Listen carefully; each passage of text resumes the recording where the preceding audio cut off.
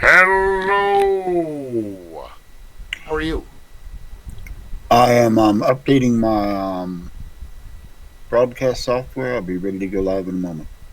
Okay. We are streaming because it's 5. Don't you hate it when you think you're doing the right thing, but then your neighbor tells you that you're doing the wrong thing, and you're like, ah. He's like, you've been parking all your cars on your lawn. You've got 2 cars on your yard. Yeah, I was trying to get him out of the street and not park him in front of your house. Well, now it looks white trash, like you're trying to block the police from coming into the house. I'm like, no, I'm just keeping him out of the street to keep them out of your way. I thought I was doing the good thing. Nope. Looks white trashy. But the street sweeper don't care about the street sweeper. Put the cars in the street. Oh, Rick. Okay. Because I had to tell him about the Franken truck because there's a gross monstrosity about, going to be dropped off on my driveway this week. All right, getting ready to go live myself. What does this button do? This button does this. This button does that. Buttons. I am now live on the Twitches. Hello, Twitches. Hello, Twitchland, USA. I am live. I am live. Sibilance. Welcome to the umpteenth broadcast of the Supreme Council of Master Geeks Lodge. 65. I am Rob, also known as 65. There we Sorry. go. I am Rob, one of your co-hosts, also known as Jingo the Fool and that old fuck. Right over here next to me is my other co-host, Mr. Bill. Mr. Bill, tell us about yourself. I am Bill Kelly, Hornswoggle the Great, King of Fools, King of Ham, Peasant Hero. That's how I want to go down in history. Peasant Hero. But I am your also co-MC of Mirth and Med. There's really no leaders on the council. The whole point of a council. No, and the council is self-appointed. You get on the council by saying, I'm on the council. Yeah, it's not really hard to get on this. Hey, we like you. Come on. Oh, and also with us, and then we have more to join later, but as you were, Mr. Rob. Hear me okay? No, you sound far away. Can you hear me okay? Right. Working with the microphone you had graciously gifted. That sounds Is that much any better? Yes, that sounds much better. Okay. You've Whatever turned up you the did. gain on the mic. So I am Rob the Blacksmith, the resident, I guess we could call me the cigaraholic. And I am known for doing a lot of foolish things, and something you gentlemen haven't learned of yet, and I just learned of it. I am now suffering terribly from rheumatoid arthritis. Getting old is not for the weak of heart. That runs in my family too, and my hands hurt sometimes, but I have not been diagnosed. It took quite literally. I've been to the urgent care twice. I've seen my physician. I'm going to a rheumatologist on Thursday. They gave me steroids that worked for about 5 days. That's all they wanted to give me. I had a stretch. Within 24 hours, my hands had swollen up again. I am back to it. I just got the steroids again this afternoon. So we will see what comes about, but I will go from almost symptom-free within 24 hours this time. That was as much as I could close my hand. It's like I told my therapist, I said, please don't take away my blacksmithing, my cigars, and my whiskey. It's better for all involved, including the guards at the prison. Oh my, yes. No football and no beer make Homer something. No beer and no TV make Homer something. Go crazy. Don't mind if I do. So, Best episode ever. it was really one of the best. The Shining. Do you mean The Shining? No, do you want to get sued? It's The Shining. No, that's Willie's time. So, yes. It's been a long... thank you once again for gaming, and thank you, Antonio, for the use of his Sun deck. If you haven't seen the videos, check it out. That was a pretty nice view, a pretty cool place to have a game. It was, we had a helicopter takeoff. We were on the 8th floor outside all day. We had a potluck. Mountains in every direction. There were pantsless OnlyFans girls in the apartment. I mean, you could not look at them. They could have closed their drapes. Come on now. Highlight of the game. Gaming from 9 to 53. Never seen a woman without pants on. Sexy, sexy lingerie. Well, she had a hoodie on, so it wasn't a full experience. But, Safi, what do you want? I'm trying to talk about the naked women. But I will say it was a good game overall. Yes. When I took and I shared that post of Antonio's over on the Castles and Crusades official page, and it blew up. It got like 50 likes. Nice. So yeah, Huzzah. Trust me, the Castles and Crusades community is like this. If you're in, man, they love each other. Post anything about CnC up there, they all come out of the woodwork to say, "Hey, cool." I gotta put the. No, you're right. I gotta put the hashtags on all of those.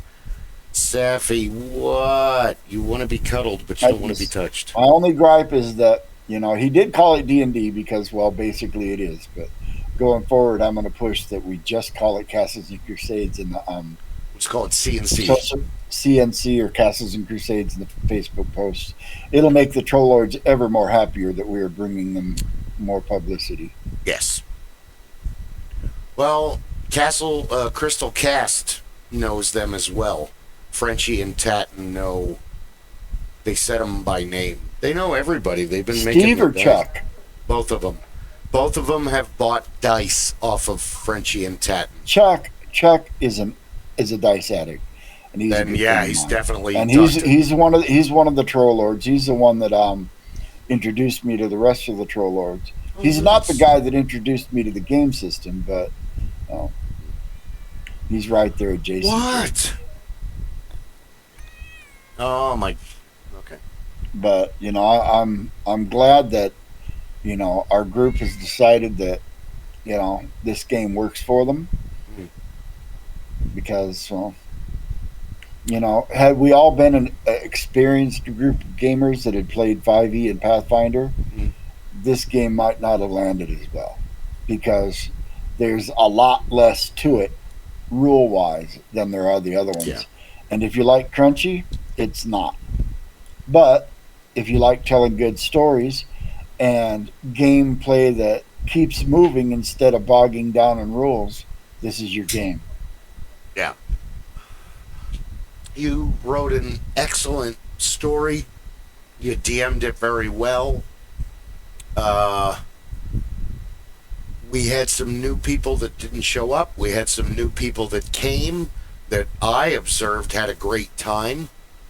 And she was the star of the show. She pretty much right off the bat, the very first obstacle, she nailed it. You gave her. She was clutch against the ants. Yeah, I gave her a bard, which is not a bard. Easy first time.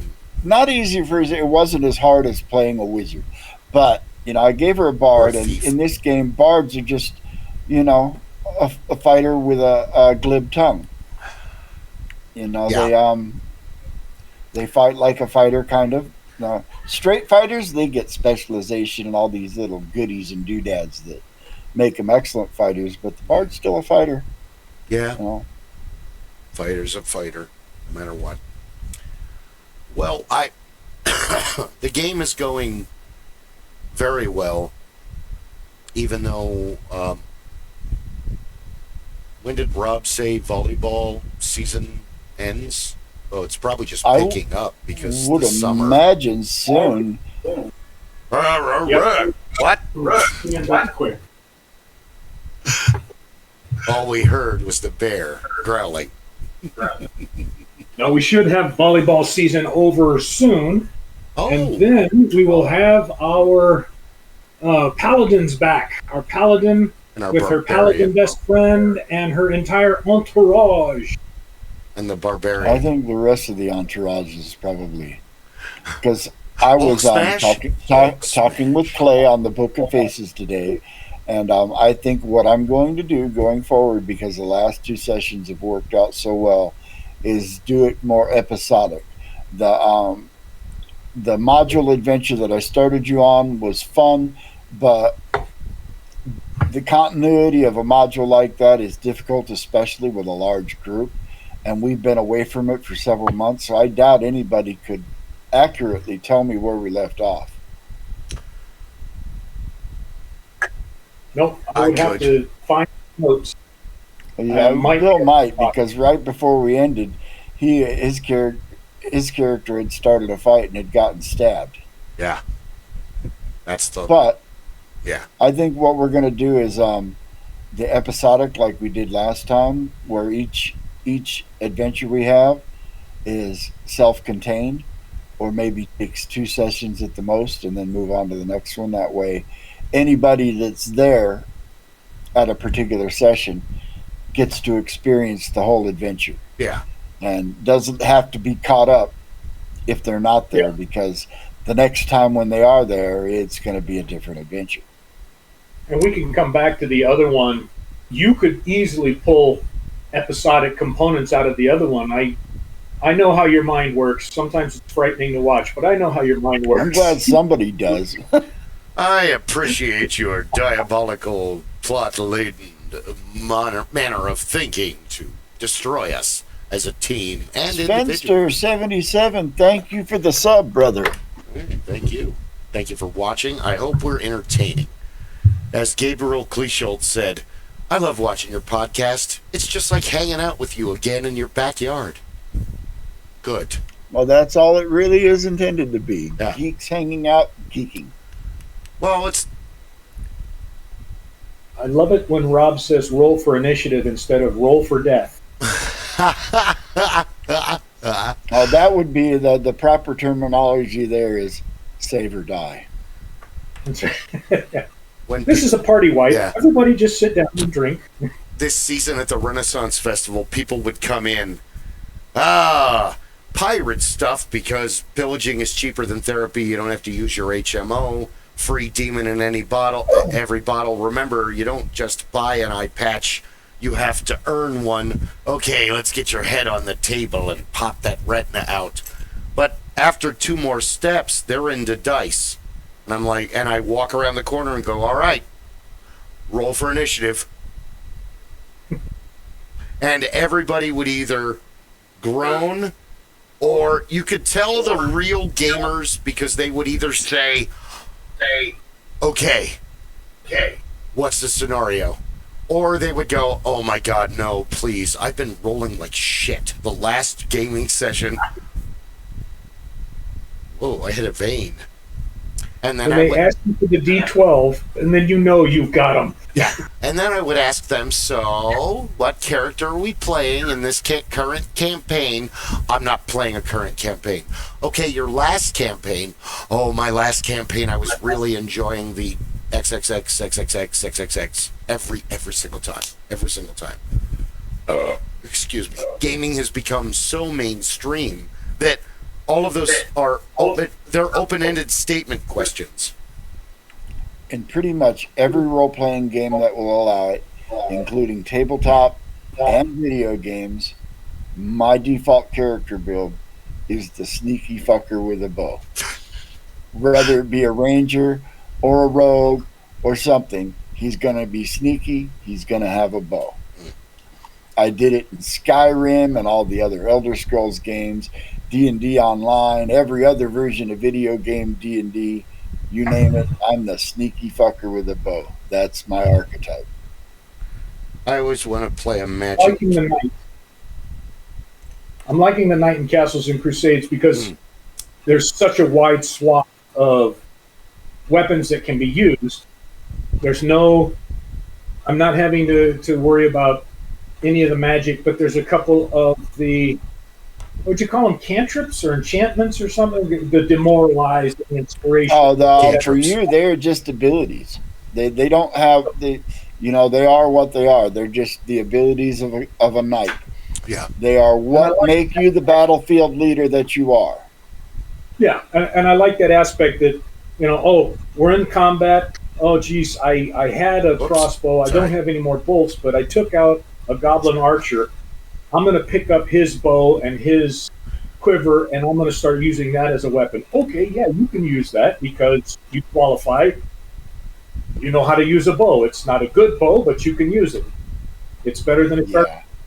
I haven't been really heavy-handed with you guys on things like encumbrance and gold and food and ammunition. Mostly because, one, we have a large group and not a lot of experienced players in it. And we only get to meet once a month. So, come play in my Thursday night game, I'll have you counting copper pieces and, measuring your powder on a regular basis. Well, we're playing a pirate game on Thursday nights, and one of the things they have to keep track of is food, not only for themselves, but the crew members on board the ship. And they also have to do things like keep track of how long they're at sea, because after 30 days, people start to go, and their loyalty becomes kind of questionable. Squishy, yes. Squishy. And so, yes, there's managing a pirate ship. It was real fun, making them pick a captain. It's not like you guys where I suggested you have a party leader but didn't say it had to happen. No, in the pirate game, it's like the crew is not going to take orders from all of you. Okay, hold on. The crew is going to take orders from the captain. And that's it. Yeah. Hold on. Let's Clay is completely blown away that he got picked for team leader for D&D, and he is taking this stepped up. Oh yeah, I'm glad he loves it. Seriously. It's all he's been talking about since Saturday. Well, I'm good. I'm glad I got my hooks in him, because that's what you want to hear from a game master is, man, all I could think about was your game. Pretty much. We've been talking about your game since it happened because it was an awesome game. And then there was the yoga pants. Play pirates with us on Tuesday night. Yeah, I have to. But right now, play about it, but priority one is Thursday night. We'll have to do that, and he wants to go over to Rob's and do blacksmithing. So it's just a matter of getting over there. But I did so much prep at the ranch before the crane showed up, and then the crane came and put the second layer of storage containers on top of the mega shop. I find it hilarious that mega shop as a hashtag had like a couple hundred, and then I started putting mega shop on everything, and now it's got over 7,000. It's like, good. Other people should get mega shops too. I want to see your mega shop. I'm not a narcissist or a sociopath where I just believe in my own stuff. I want to see your stuff too. That's the whole part of the council. We support each other. I want to join Thursday night. And now that I have free time, that's a possibility. I want to sail the 7 seas, Captain. I'll be a swab. Well, right now, and of course, because it's not D&D, it doesn't have character classes. What we have is we have one guy who is an air mage. We have another guy who is a fire mage, and he's the captain of the ship.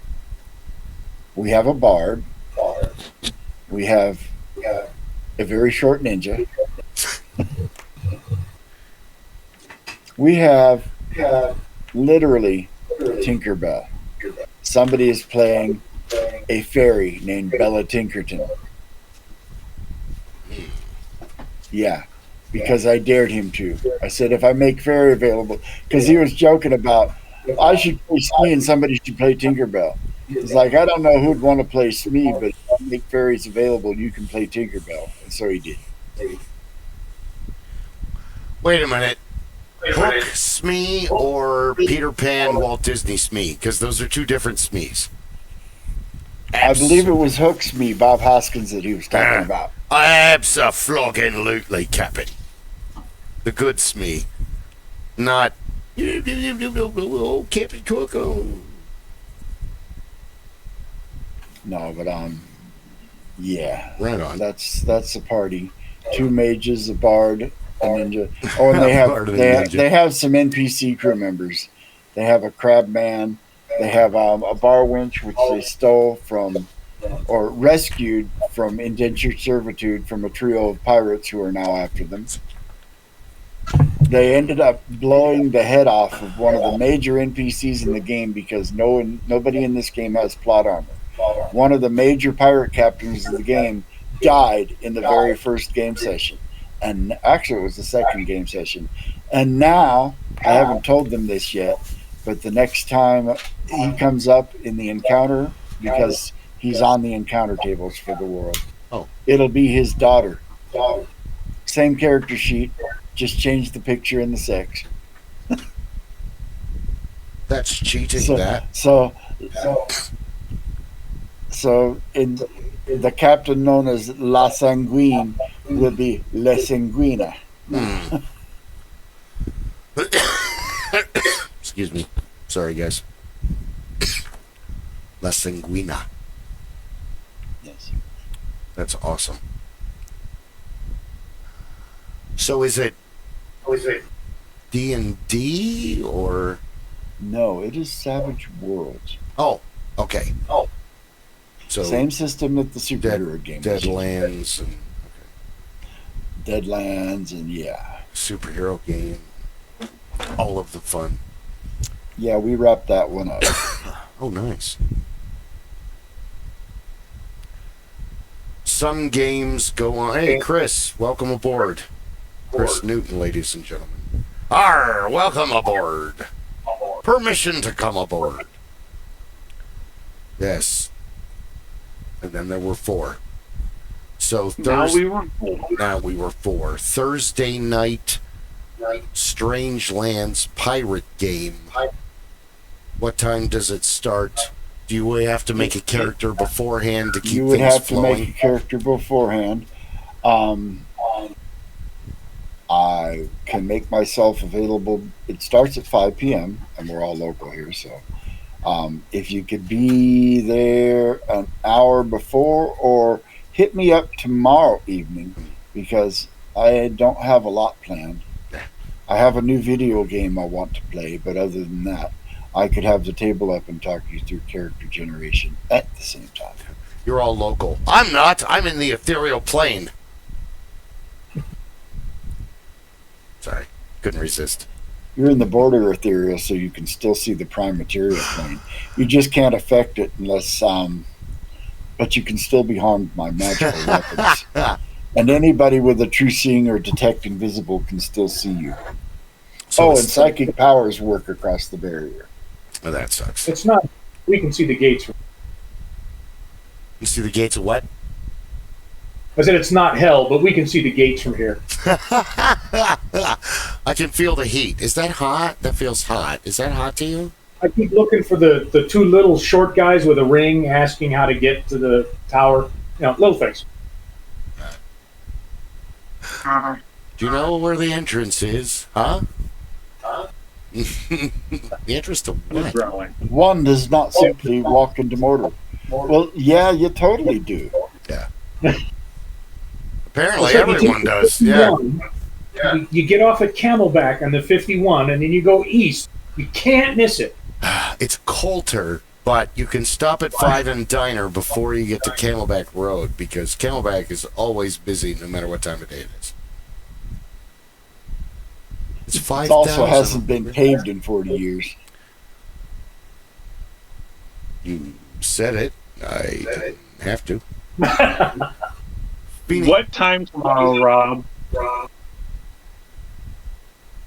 What time tomorrow? What? for if we wanted to call I in. should be at home and sitting in front of my computer Oh. at 4 p.m. and I will be there most of the evening, except for occasionally getting up. I'm making a pot of dog chili for a. What the fuck's potluck happening on tomorrow? You know, I don't know. Savage Worlds. No, I was joking. That's why I put all my events in my Hitchhiker's Guide to the Galaxy. That's your towel. Because that's basically what it is. It's like a big box of mostly useless information. Hey, I resemble that remark. Sure. Yeah, I was gonna Mostly say harmless. That's my brain. It's It's like me and trivia. I know everything you never needed to know. If there's no need for you to know it, no reason I should know it, I probably do. I can't tell you how many. It's down there in that book, or over there on that shelf in that book, or over there, or somewhere on my computer. We've got it. I have to say, I have to comment on how accurate that is. As in, the last 3 years of the marriage, we would go out in public, and some poor innocent stranger would wander across my path. Oh, nice. Cool. Fenrir agrees. Cool mug. My daughter found this at Goodwill. Trooper. As you can't tell, it's like holographic. Yeah, it's neat. Got stormtroopers on it and Your- stuff. Your background is kind of messing with it, but you can see that A it's little bit, holographic. yes. Yeah. No, it looks very cool.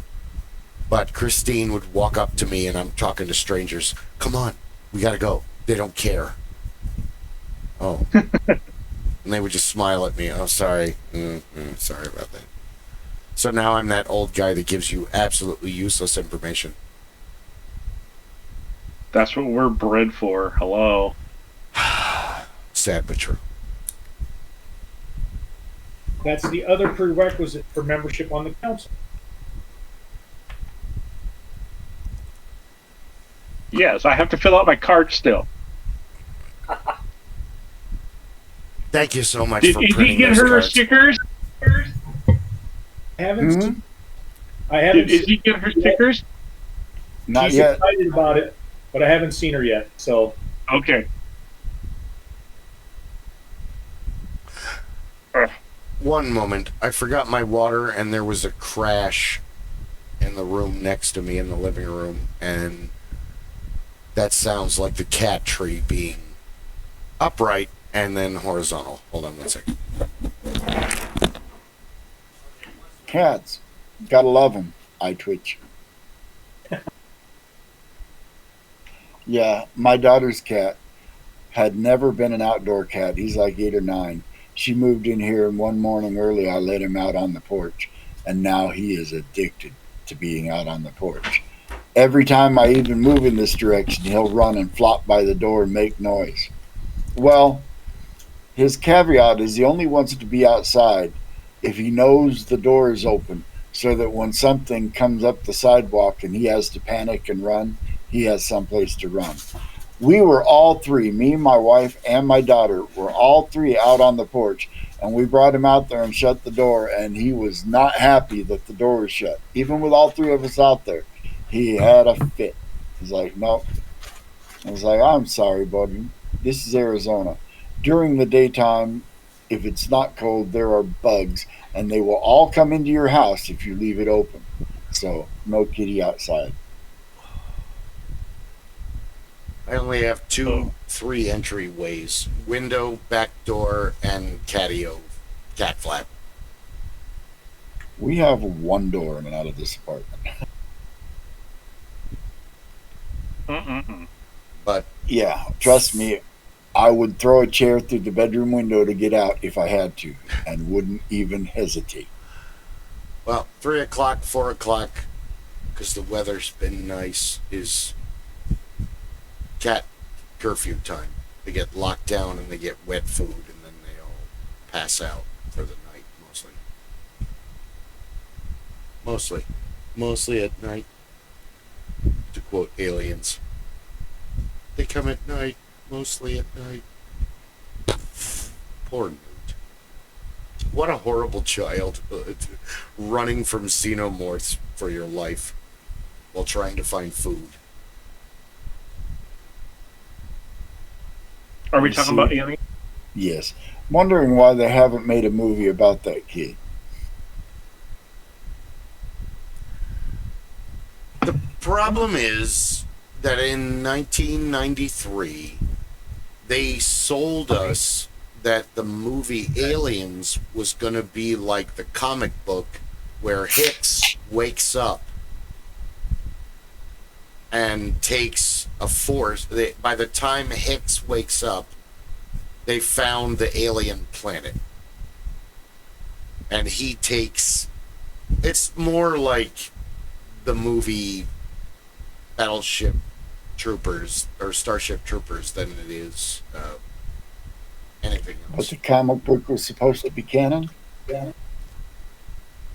You didn't take it as canon? Did Hicks died in I didn't read Aliens? the comic book.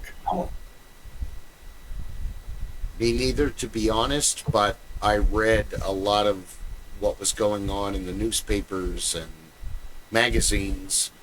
I have heard recently that there's an alternate cut of the third Aliens movie that actually makes it good. That's impossible. That movie sucked.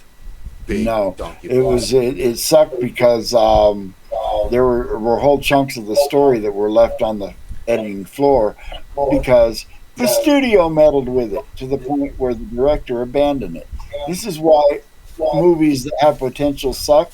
It's because the movie studios can't leave it the F alone. You'll get no argument from me with that statement. Like, I agree 100%. Cheers. Slanche. Salud. This is why I will never hold an executive position in any corporation I've ever worked for, because I understand the word enough, and I understand when to step back and say, you are the expert in this. Make it happen. My job is to blow up, Yeah. not create them. Yeah. I don't have to meddle with this because, you know, better artists are in the room. I've done the best I can. You take it now. Go. It's your baby. And there's nothing wrong with that. Futurama and The Simpsons is brilliant because you have a team of writers. You don't have just one dude sitting there trying Most to control TV it. shows work that way. Yes, they Well, The That's Simpsons why we writers get- have been on the money, predicting wise. we had talked so much about so much of the MCU and the DC and all of that were much better served in the Netflix and that level of programming where I can put together 1 hour episodes, I can put together an episodic system, and I can get a story across in better detail and have people be so much more drawn in and enthused by it. Mm. Then I can use that to develop a character that I want to make a 2.5 hour film for and try and do a blockbuster whatever. But I'm still carrying forward all of these tales, and I can do that. I mean, Star Trek's a perfect example. I can do that for decades, and Whoa, I we can lost make Kris. this thing operational. Yeah. His Discord might have discorded him. Discord, it's implied in the name.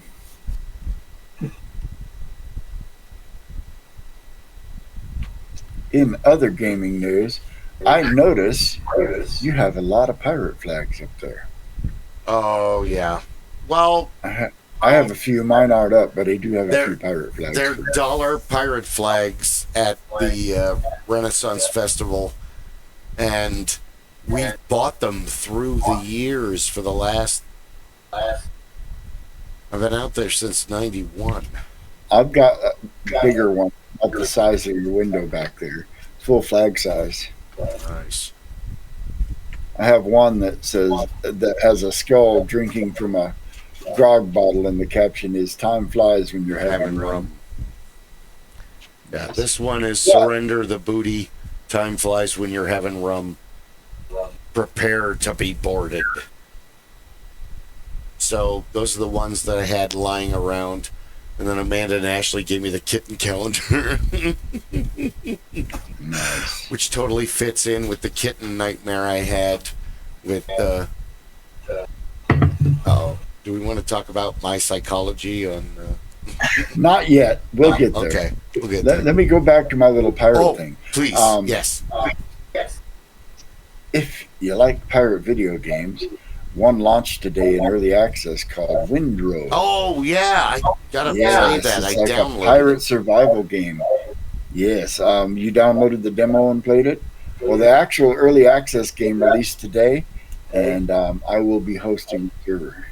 Really? So you don't have to play with the pub scrubs. Common dregs of humanity. You! Get away! You're not worthy to play video games with us.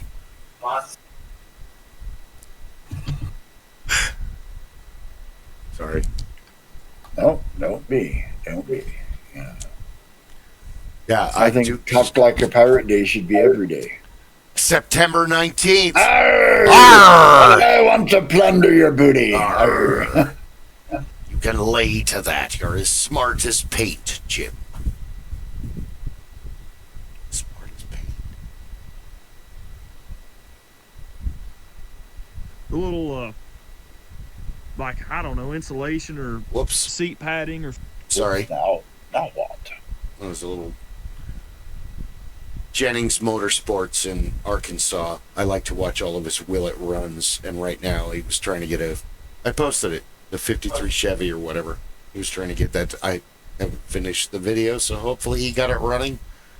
But that's not... The Franken truck isn't just sell it to the Wasteland Warrior people, it's also content. It is. How far along is the Franken truck, or is it just pieces now? Pieces now. The I end. said, you don't have pictures? Oh, I've got video galore. But Nice. oh, he's back. Thank you for returning. I hope everything's okay. Nathan was just calling to add more stuff to Add to more what? add more things to do on my list. Oh. Nathan, his son Nathan, or No, Nathan is neither the Chihuahua is Nathan. oh, The thing that we're not supposed to talk about. you know, you could have just said I got a personal phone call and left it at that. I would have just like fucking sailed across that and been like, personal phone call, No, left I'm turn. Aliens. Not this. Oh, What is Carter Burke lived? no, he needs to die. Paul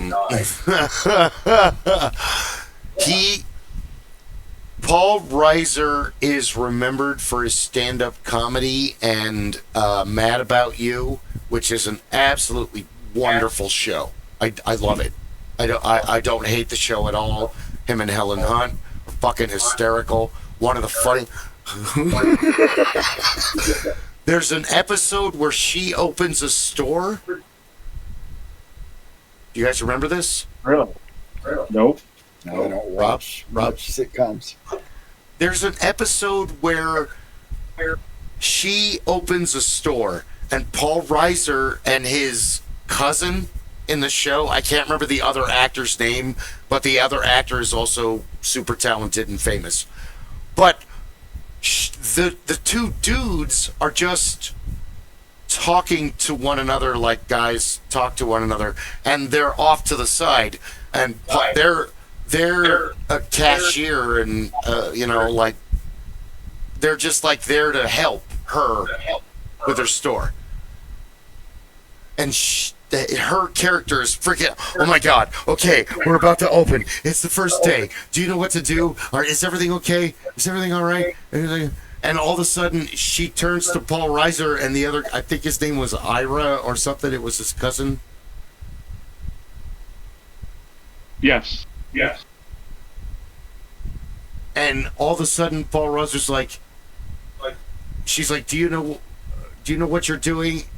And all of a sudden, Paul Reiser and the other guy freak out, and he's like, I don't know what to do! And they start acting like total morons.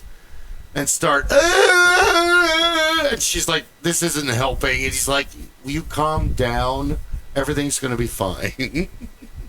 I don't know! It was pretty funny. No, we would never do anything like that. No, never. Yes, we would. Well, I Yes, mean, we would. they were fine. She was just exacerbating the situation, so they let her have it, and it was really funny. It was a great show. It's up there with Just Shoot Me and I did watch Just Shoot Me. My favorite of the sitcoms from that time, the one I watched with the regularity, was the Drew Carey Show, because I could totally relate to blue collar bullshit. The Drew Carey Show is in the top 50 of brilliant fucking sitcoms from 1950 till now, and that's why I say top 50, because it's a huge list. But it's completely relatable, and it has some of the best talent that's available. Yes. Dietrich Bader. It did have a lot of, yes. Ryan Stiles. Yeah. Craig Ferguson. Even the chick. Yes, I had a lot. Yeah. But I'm one of those people that I still judge all sitcoms against the gold standard sitcom. Yeah. I Love Lucy. I was going to go one step I'm serious. I still watch I Love Lucy and laugh at it. Yeah. Lucy's win, and then win, I win, see win. everybody else redoing her gags. Hold on. Lucy's win. Especially growing up in the Southwest, Lucy is even more to your heart because,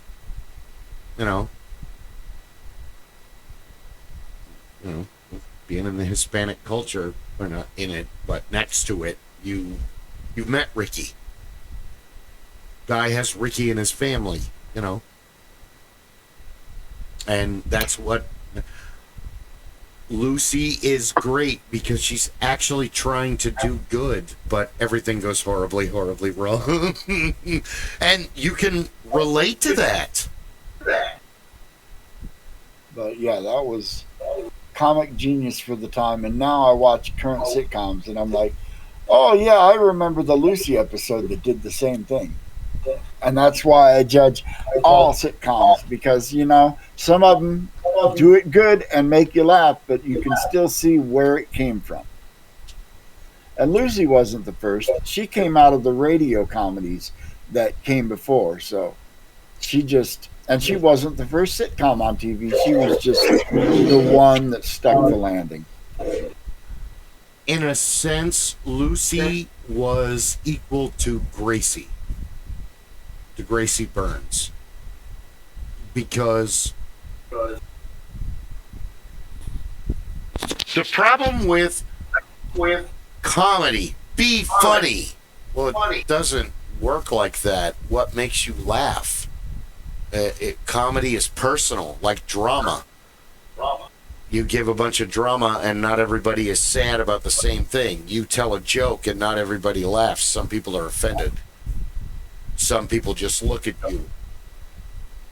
Huh? I like Ricky Gervais's take on it. Yeah, so I'm offensive. So what? You have a right to be offended. He's not wrong. Where does MASH fall into that story? MASH, I think, transcended a sitcom because it was a sitcom and a drama at the same time. Yeah. MASH. Lucy never got serious. With comedy, there is dark comedy, medium comedy, and light comedy. Cheers is a medium comedy where the Andy Griffith Show is actually quite dark because you deal with a raging alcoholic on the show every other episode.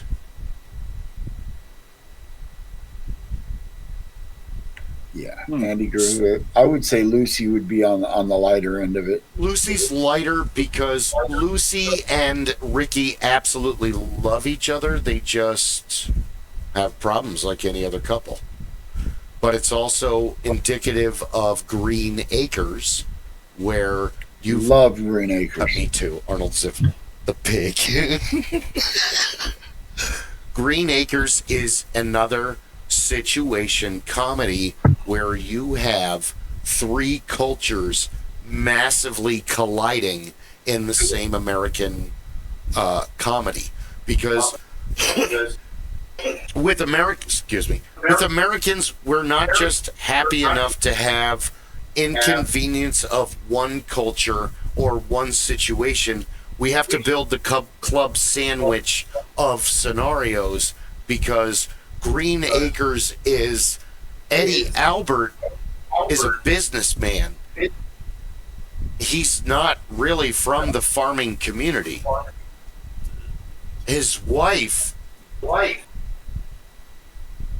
is so removed from the farming community, it's not even funny. And then you have the, what was it, early 60s? Hold on, now I gotta look it up.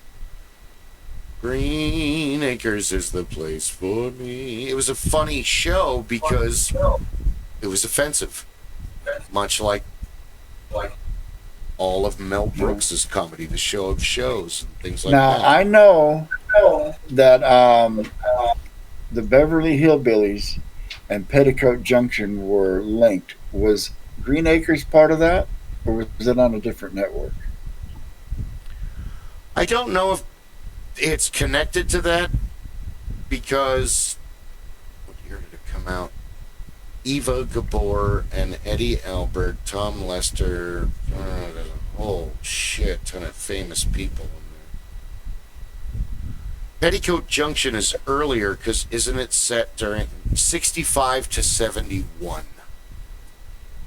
Because I have Is that Green Acres? Yeah, I had to look it up because, but it's a satire. It's basically making fun of American hillbillies, whereas it's just a repeat of what did you say? Beverly Hillbillies. The Beverly from Hillbillies. A different point of view, where instead of them coming to us, we're going to them in Green Acres. And Beverly Hillbillies was a lampoon of the California moneyed society. It was basically turned all that on its ear. And it was a very intelligent comedy, and had some, really good comedic actors there. It really did. And the movie was just an absolutely brilliant tribute to the show.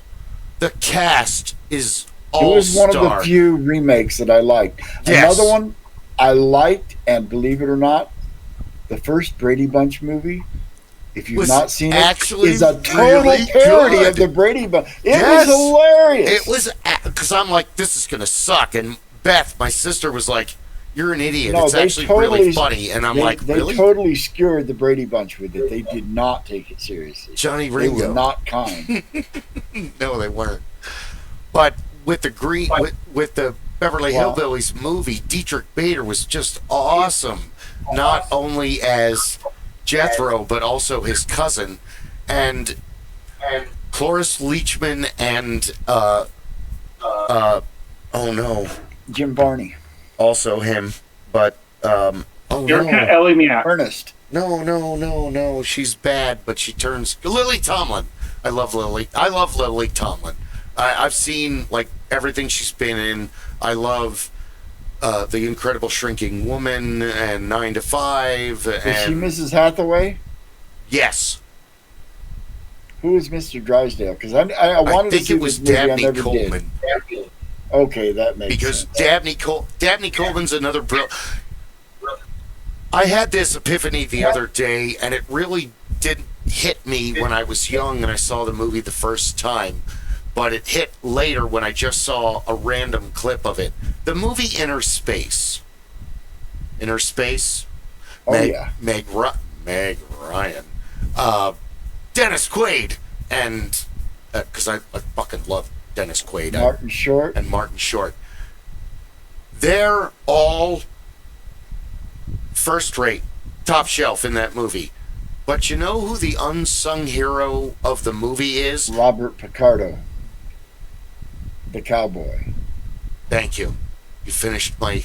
Damn it, you took all the wind out of my sails.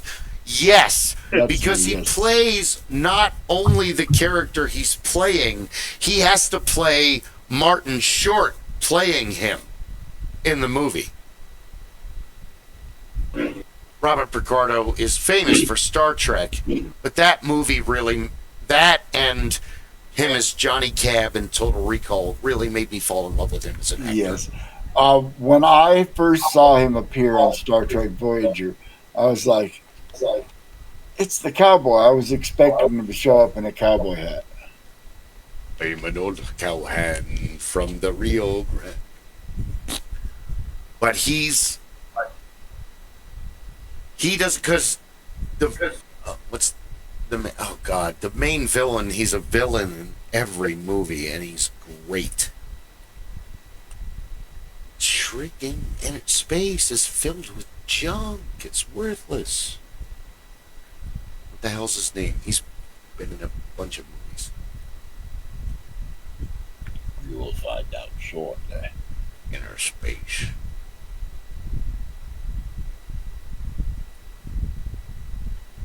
Yeah. What the hell's his name? Kevin McCarthy. He's the main bad guy. But you're right. Robert Picardo is the bad guy. Great movie. It was fun. It's on that list of movies that are fun and ridiculous, and they don't need to be serious, and you don't have to. That's for me. No movie really needs to be serious. I just have to have fun watching it. Last weekend, Friday, the day before the game, we went and saw the Super Mario Galaxy movie. And it was pretty good. Jack Black getting to be, Jack Black is one of those actors that no matter what you cast him in, he's Jack Black. It's kind of like Nicolas Cage. You cast Nicolas Cage in a movie and you're going to get Nicolas Cage in a movie. Yeah. He doesn't have a lot of range, but sometimes he's exactly what you need. Just not Superman. No. I would rather see Jerry Seinfeld be Superman.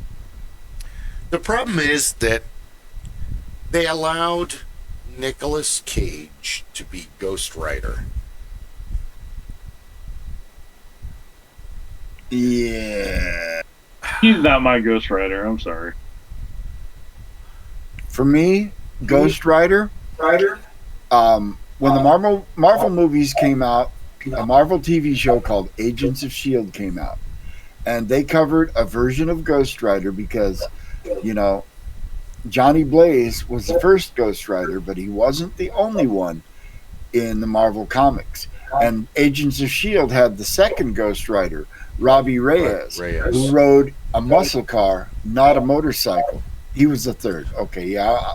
I will defer to your knowledge on this because I am not an expert. Hold on. I really like that Ghost Rider. Yes. Ghost Rider is a mantle like Union Jack more than... That passes along. Yeah. Well, he's the spirit of vengeance. So even in the first movie, he meets the cowboy version of himself. He meets the original Ghost Rider. Yeah. Well, that's debatable as Sam well Elliott. later in the... Nobody can take anything away from Sam Elliott. But Nicolas Cage, if you're going to play Ghost Rider, you should be an old Johnny Blaze telling Robert Reyes, look, kid, this is what I learned. I hope it helps you. Good luck. It should be a fucking cameo. He shouldn't be... Ghost Rider. I agree. In the series, Ghost Rider kind of isn't popular for a little bit in the early 80s. So he gets into a fight and he gets imprisoned in a crystal. His fate is much like Iron Fist's fate, where they kind of like get trapped in crystals and they're put away for a while, and then they come back as this amazing character. I remember going to a comic book store near 7th Avenue in Dunlap that doesn't exist. I think we just talked about this a couple episodes ago. And the writer that was there that was signing comic books was for Strikeforce Morituri. And the comic was okay, but it didn't last very long. And I can remember him asking him, and he got super annoyed with me because I was a punk 16-year-old. Do you think Ghost Rider's going to come back? No, Ghost Rider's never coming back. In 1992, Ghost Rider came back, but it wasn't Johnny Blaze anymore. The motorcycle was just hanging out in the alleyway. And when you touched the gas cap, you became Ghost Rider. And so it was a different one every time? No, it was we kept the new Ghost Rider. You're gonna have to say all of that again. That didn't come through. Sorry, Kris. The Ghost Rider, the kid that touched the motorcycle was Danny Cat. So the bike chose the new Ghost Rider, essentially, and carried it forward. Yeah. So again, the mantle was carried forward, but it wasn't carried forward by the previous Ghost Rider to the next. It was the bike that actually identified and said, and that would be the spirit of Satan, because wasn't the power of Ghost Rider given to him by the devil? It's a fine line, because technically it's like a sacrificed angel of vengeance, and then it basically becomes an Excalibur litmus test. Up to your old Excalibur tricks against Centauri. I will say this about Starfighter. About the first Ghost Rider movie. The best thing about the movie was Peter Fonda as Satan. Yeah. I thought he did a great job. He has that look that I could be good, but if you know me and my background, you know that I'm not good. He was the second best on-screen portrayal of Satan ever for me. The best comes from, I want to say it was season 10 of Supernatural, and they're dealing with Lucifer, and Lucifer comes to Earth and possesses an aged rock star by the name of Vince Vincente, played on the TV show by Rick Springfield. So for like 6 episodes, Rick Springfield was Satan on the Supernatural. Awesome. I love Rick Springfield. It out. Of course, he was playing an over-the-top Alice Cooper type of shock rock. Still. It's still Rick Springfield. He's still cool. I noticed him. He's an old man now, but as soon as he popped up, I'm like, I know my Rick Springfields. That's him. He's from Battlestar Galactica. I actually have his record in my collection, Working Class Dog. It's not bad music. No. The one that freaked me out the most was Viggo Mortensen in The Prophecy, when he shows up and he plays Satan. Yep. He sits talking, and then he plays out his voices. And then when he goes there, yeah, he sings, and it's just horror. He's just when he pulls the heart out and he eats the heart. Yeah. Oh, shut up, bitch. Oh, I'm done. Yeah. I'm out. Thank you. The best line in that movie is when he and Madison. I can't even say her name. Like, thinking about her just gets me. Anyway, he sees her for the first time because all this shit is going on, and she turns around to walk, and there he is, and there's another like little helper with him, and she starts yelling at him, and he goes, "Shut up, bitch, or I'll fill your mouth with your mother's feces." And she's like, "Oh my God." Since we diverted to on-screen Satans, another one with honorable mention is Peter Stormare in Constantine. Yes. He's such an asshole as Satan. I think he's the best portrayal of what meeting Satan would be like. He's not going to be this giant horned monster with flaming eyes. And did you watch The Sandman? I watched The the Neil first Diamond Story, season. the TV show. Yeah. Right? What did you think of the Lucifer from that show? I think it had a lot of potential, but the writers were really into their own The writing Lucifer from instead that of- show was played by Gwendolyn Christie, and she Yeah. killed it. She She did does a great job, but if you had to have me choose her and Tim Curry from Legend, or Well, Tim Curry was the darkness from Legend. Yes, he was a great devil, but because this is the hardest. The devil is something different to every individual from how they're raised, Yes, it is. which church they're dragged, which church they're dragged to as a youth. Because Robert De Niro from Angel Heart did a great job as Louis Cypher.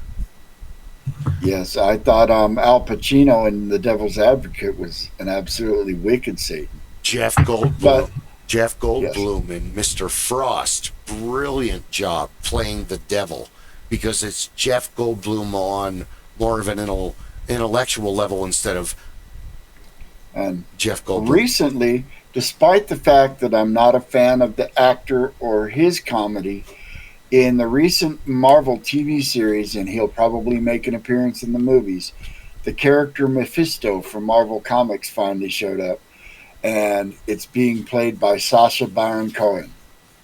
And he actually does a pretty malevolent Yeah. Mephisto. I haven't seen. Yeah. Go ahead, Rob. Sorry. I was just saying, I would not equate him with playing that character, so that sounds really interesting. Yeah, sometimes you see people that'll step out of a role and you'll think, really, I don't see them doing that until you see them doing that. No. That's how we felt no. about Tim Burton when he announced that Mr. Mom was going to be Batman. Everybody was like, "What?" Hold on. I have not seen. That's from Ironheart, right? Yes. Okay. Thank Yeah. you very much. He appeared in Ironheart. Yes. I have not seen the clip. I have not seen anything of him playing Mephisto. But I do have to say this. I'm a huge fan of his work, even though I haven't seen any of his movies, as far as I haven't either. I've seen Bruno, clips of him, and I'll just or say the it's not for me. Bruno or The the Dictator. Dictator, or what's the other one? It's very nice. My sister's Borat. Thank you. But those are funny characters, but to me those are uncomfortable pranks because those people don't know they're being pranked. Yes. But And, yeah, that kind of comedy really isn't my thing. it's not my style. But I respect the art. On the other hand, he is Stella, kitty. He is fucking brilliant in Hugo. No? Oh, I haven't seen that. Like I said, Okay. I haven't been a fan of his comedy, so I haven't really watched any of his stuff. I didn't even know it was him. Okay. My wife had to tell me that was Oh, Sacha wow. Baron Cohen. He's I'm that like, he's really? that good of a chameleon. In Yes, Hugo, he is. he's a Because Oh, go ahead, sorry. no, go ahead. No, because she had to tell you that it was him in She had to tell me it was him. I recognized the face somewhat, but I said he had the beard and the mustache going, and so it really, I recognized the voice. And once she said, then it clicked. It's like, well, hell yeah, it is him. For me, in Hugo, he is a truant officer. He locks up children, and the dude is a massive dick. He's exactly the opposite of all of the weird characters that you've seen him before. And in one of his greatest performances that you never hear about is actually in one of the Alice in Wonderland movies. He is time. He's kind of the god of Wonderland. Because every single being that exists in his world is a pocket watch. And when they die, he takes them off this thing and goes, "You had so much time. I hope you spent it wisely." And then he hangs it in this other area with a whole bunch of the other ones that aren't ticking anymore. that kind of makes him a god. That it does. Because Are you talking about like the Johnny Depp? where Johnny Depp is the Mad Hatter, Sacha Yeah. Okay. Baron Cohen is Time. The problem is that they can never leave. The problem with all of the movies is the Hatter can never leave the Tea Party. They're in a time bubble of eternity that'll never end because they pissed Time off really bad. He got so mad. He told them that they were crazy and that tea time would never, ever, ever, ever, ever end. So it's kind of like the Gith, and if they stay in the prime material plane too long, they'll turn into a pile of dust and bones. The Mad Hatter, the March Hare, and the Mouse, and who's the third one? The Dormouse, the Mad Hatter, and the March Hare. March Hare, Dormouse, they always have to be back at the Tea Party, or they'll die. Interesting. It's a Now, you temporal had distortion. mentioned Tim Curry as the darkness in the movie. Legend. Yes.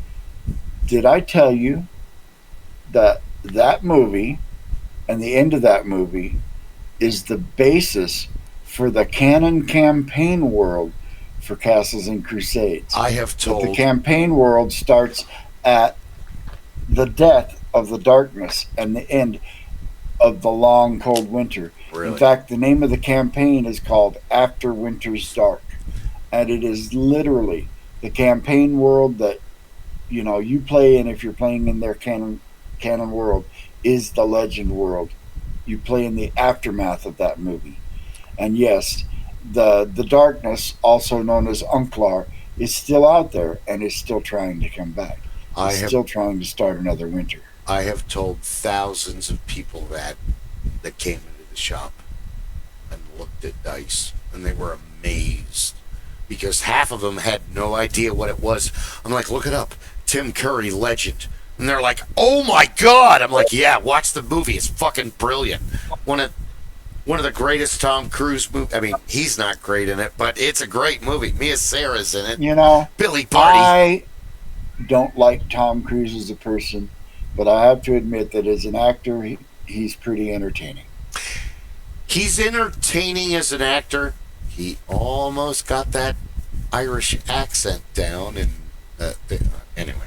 So yeah, but other than that, he's worked with the best of the best. Tim Curry is the best of the best. Tim Jack Curry has Nicholson. lifted. Tim Curry has lifted some absolutely dog shit movies to almost mediocrity. The movie McHale's Navy, starring Tom Arnold. Well, Tim Curry played the terrorist bad guy who was after Tom Arnold's character, who of course played McHale, because Tom Arnold's character McHale took Tim Curry's character out drinking one night and ended up getting McHale tattooed across the back of Tim Curry's character. And so that's why I hated him. It's hard to pick a favorite Tim Curry movie because they're all so amazingly brilliant. I can absolutely point you right to my favorite Tim Curry movie. Legend. Same here. Clue. Pass the Ammo. Passed Away. Muppet Treasure Island. The finest pirate movie ever put to celluloid. Yeah. The Shadow. I loved him in The Shadow. Annie. And we didn't mention Annie at all. It's a musical. Not only does he have to act, he has to sing and dance also. I loved him in Clue as well. Yes. Sing and dance? When has he ever done that? Oh, in everything. I saw him once host Saturday Night Live, and he did the best Mick Jagger impersonation. Yes, I'm did. serious. He came out and actually sang He a had the song. wig as on Mick and the Jagger. jacket, and he kept And he moving was like doing Mick. the dance. Yeah, it was fucking brilliant. One of the funniest. Okay, my kids know Tim Curry through the Wild Thornberries because he's Nigel Thornberry. Smashing. And there's a movie where they're looking for the snow leopard on an island, and the Rugrats and the Wild Thornberries collide. But there's a moment where I can't remember what the wife's name is of the Thornberries. What we need to do is we've got to do this. You do this and you do that, and Nigel, you and I are gonna split up, and then we're gonna. Oh dearest, but I thought we were so happy. And her eyebrow just slowly goes up. Oh, you mean to look for the leopard?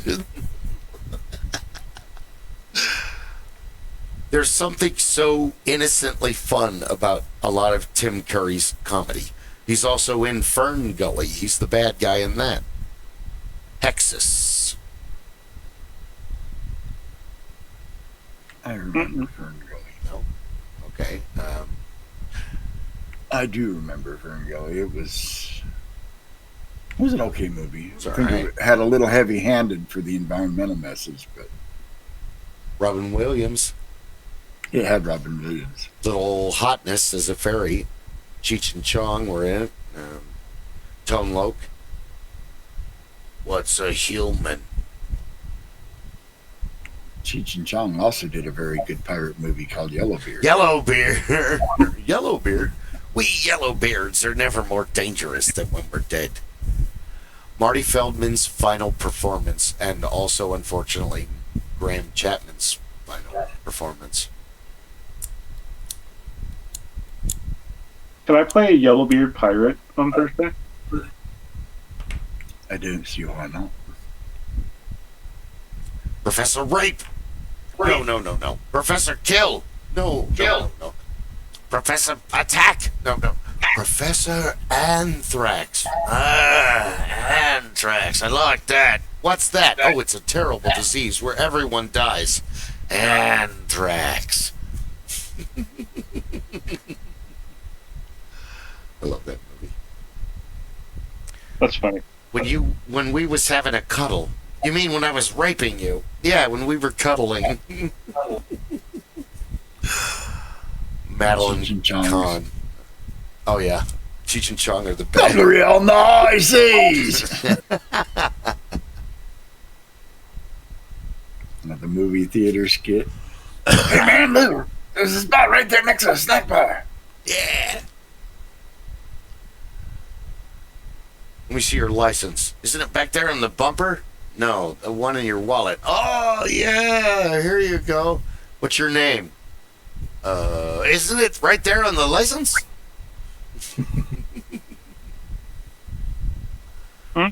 How fast were we going? You were parked. Oh, well then why'd you pull us over? I didn't. Up in Smoke is still a brilliant movie. Even watching it today, what is it, 50 years old now? It's from the 70s. Oh, God, yeah.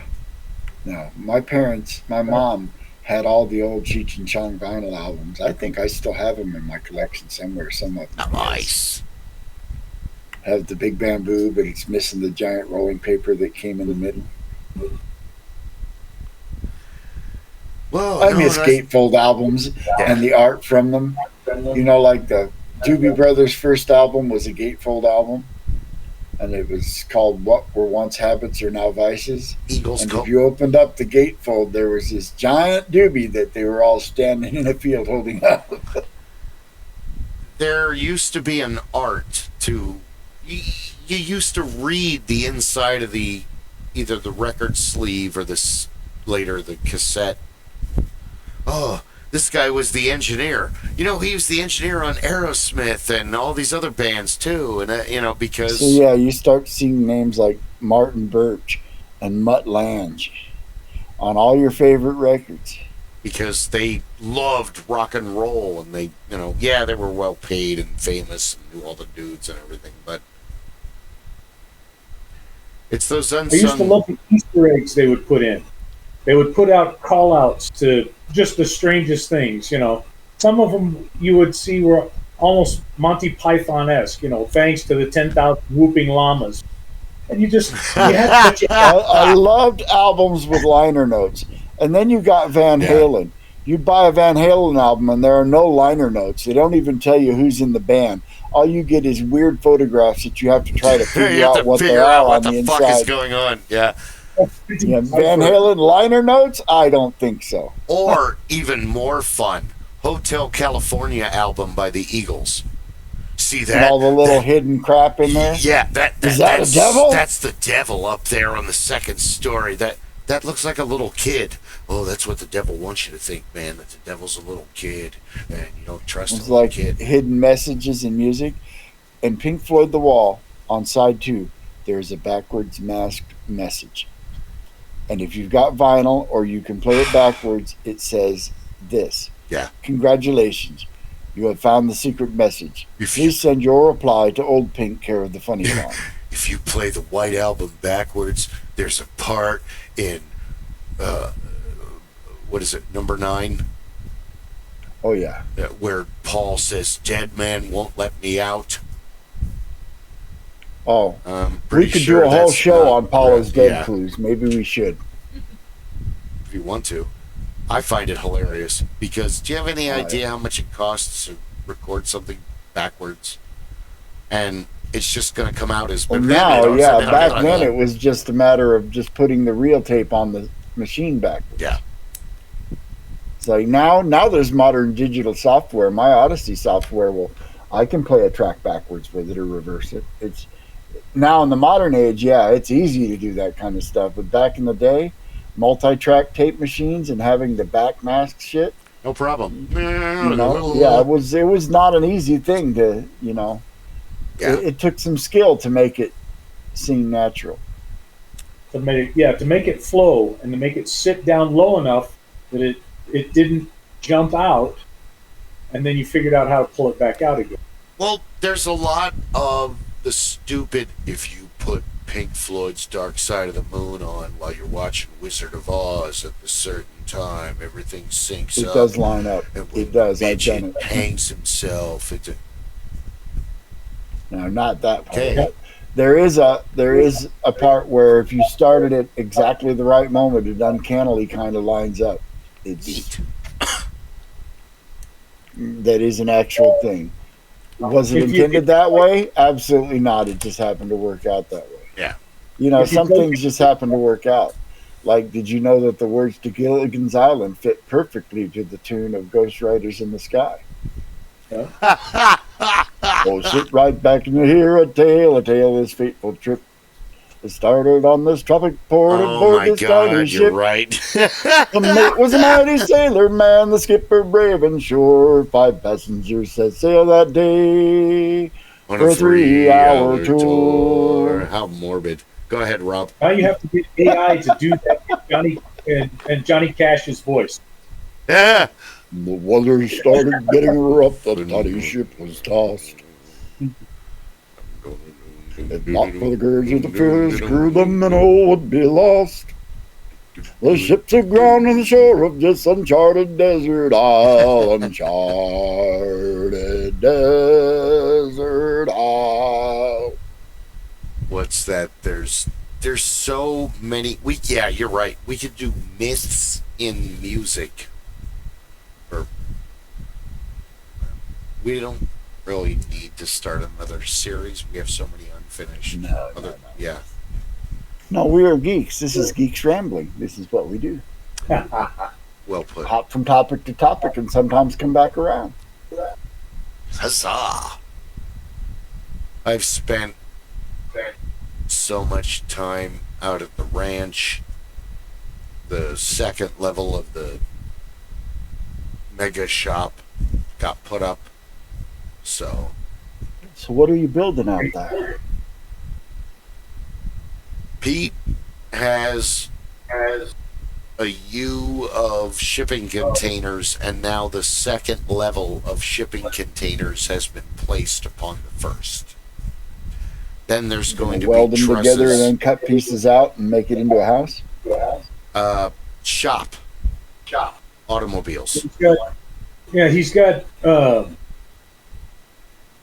He didn't have them when I was out there, but he was going to get all the materials together so that he could put a large roof across, have this beautiful workshop area. It would all be undercover, and then you have the 40-foot containers on either side and one side. Now you've enclosed it on 3 sides. You've got this beautiful workshop with concrete pad, everything you need inside. So are you throwing sparks out there yet? Has he turned you loose and let you start melting with the hot metal glue gun? No, I'm physical labor, but it doesn't. The Franken truck will be dropped off this week, and it, when can you come over? Because we're just gonna cut the nasty pieces out of it and put diamond plate or whatever I have, and we can make it for the Wasteland Warrior guys. We don't even need doors. We don't need anything. It's not gonna drive on the road. To do it out at the Wasteland, it either has to be registered for the vehicle to be out there. It has to be registered, or you have to qualify for an off-highway vehicle license in California for it to actually be used out at the event. The easiest way is you build it because it's old enough.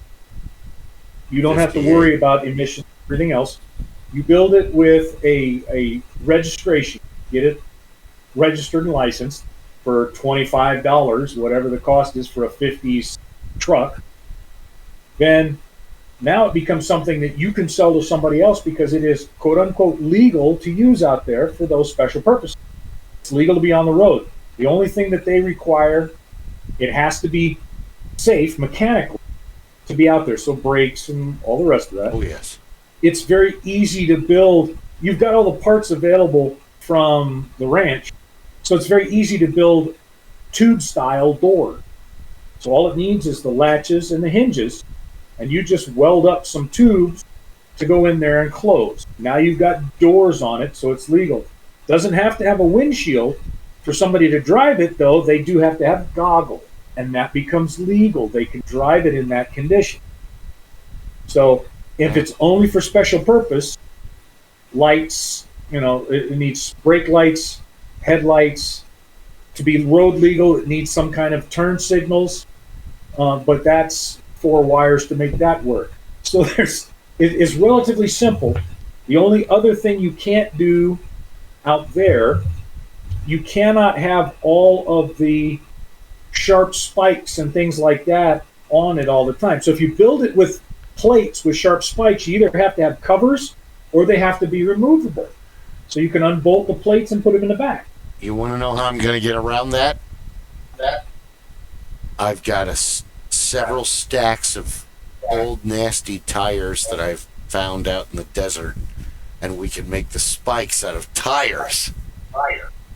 I mean, yeah, there's metal in them, but they're rubber. The thing I was going to say was what we used to do for costume at conventions. Pool noodles can be covered and turned into spikes very quickly, very easily. So close self-filling. But the idea is, if you make the panels that bolt on or drop on and come off, now it's very easy. I can drive it around anywhere. I want to make it a static display. I can put all the nasty spikes on it. Everybody can look at it and go, ooh, that's horrible. And then put the safe ones on to drive around. Exactly. You either have to blunt them or cover them. Yeah. If you put little spikes on them and you put pool noodles over the top, they're no longer dangerous, according to their standard. Yeah. So. No, I've got. Now that all of that has happened, there'll be more time for other projects. But yeah, that's what's been. You're going to learn all kinds of things. I'm going to teach you how to throw sparks and use hot metal glue guns and all the rest. I want to do that. That sounds like fun. Well, we'll have to do Saturday. I'm going to go help Cliff. Cliff I've known since '98, haunted houses. Cliff has to have a bunch of surgeries, but Yeti, his 200-pound dog, I gotta go dig a hole. Anyway, he's not doing good. He's old. He's on my, like and subscribe. Episode 65. We're talking about everything. But Cliff needs a helping hand, so on Saturday I'm gonna be down in Santan.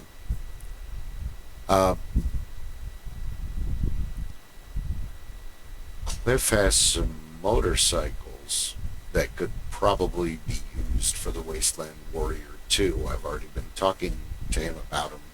And then Amazing Judy, Pete's wife, is the one that would help us get the titles for all of these vehicles. Yeah, because as long as they can be titled and registered, they're very easy then for that group. It becomes very simple. We don't have to do anything other than, here's the title, it can be registered, it's legal at that point, as long as because for it to be titled and registered, it's going to have to go through an inspection, and that's easy. They're just going to want to make sure, is this all that's supposed to be here? Great, it's not anything exotic, strange, or illegal, then it becomes very easy. Yeah. But yeah, that's the latest projects. And they can be long time since I had the automotive itch. Both of you were talking at the same time. One of you pick, and then we'll repeat. I was just saying, they would be limited use vehicles. That's all. Yeah. So, intended for going to the ice cream shop with the grandchildren, unless your grandchildren are,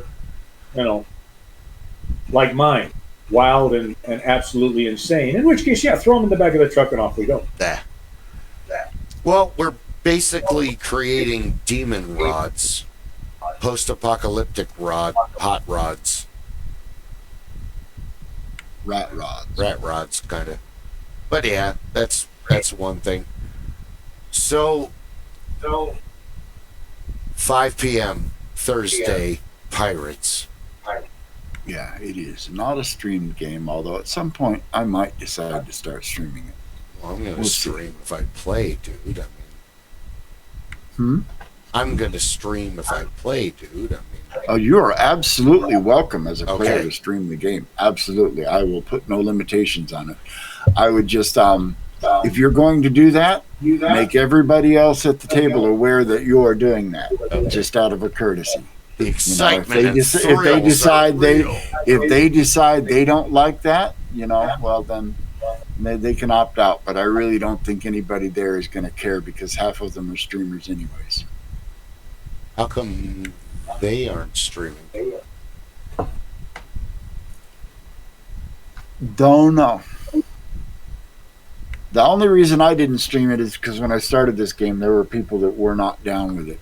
But those people aren't in the game anymore. But still, streaming it adds a level of effort to it that I really don't want to get into for this game. It's my casual, relaxed, goof around game. Okay. It was never intended to be a streamed game. I've got a streamed game coming up. It'll be on the first and third Saturday of every month, over on the Real Woman of Gaming channel and on my channel. And holy neighbors, Rob. My schedule is changing in May, and I am losing my Fridays off, but picking up Sundays off. Well, damn it. Which means, I'll have a day in which to maybe put together an online stream game for our group. And we should talk about at some point what we might want to do with that for a Sunday game. I work on Sundays. Work every Sunday. Day or what time? All day? I work literally from like noon to 8 every Sunday.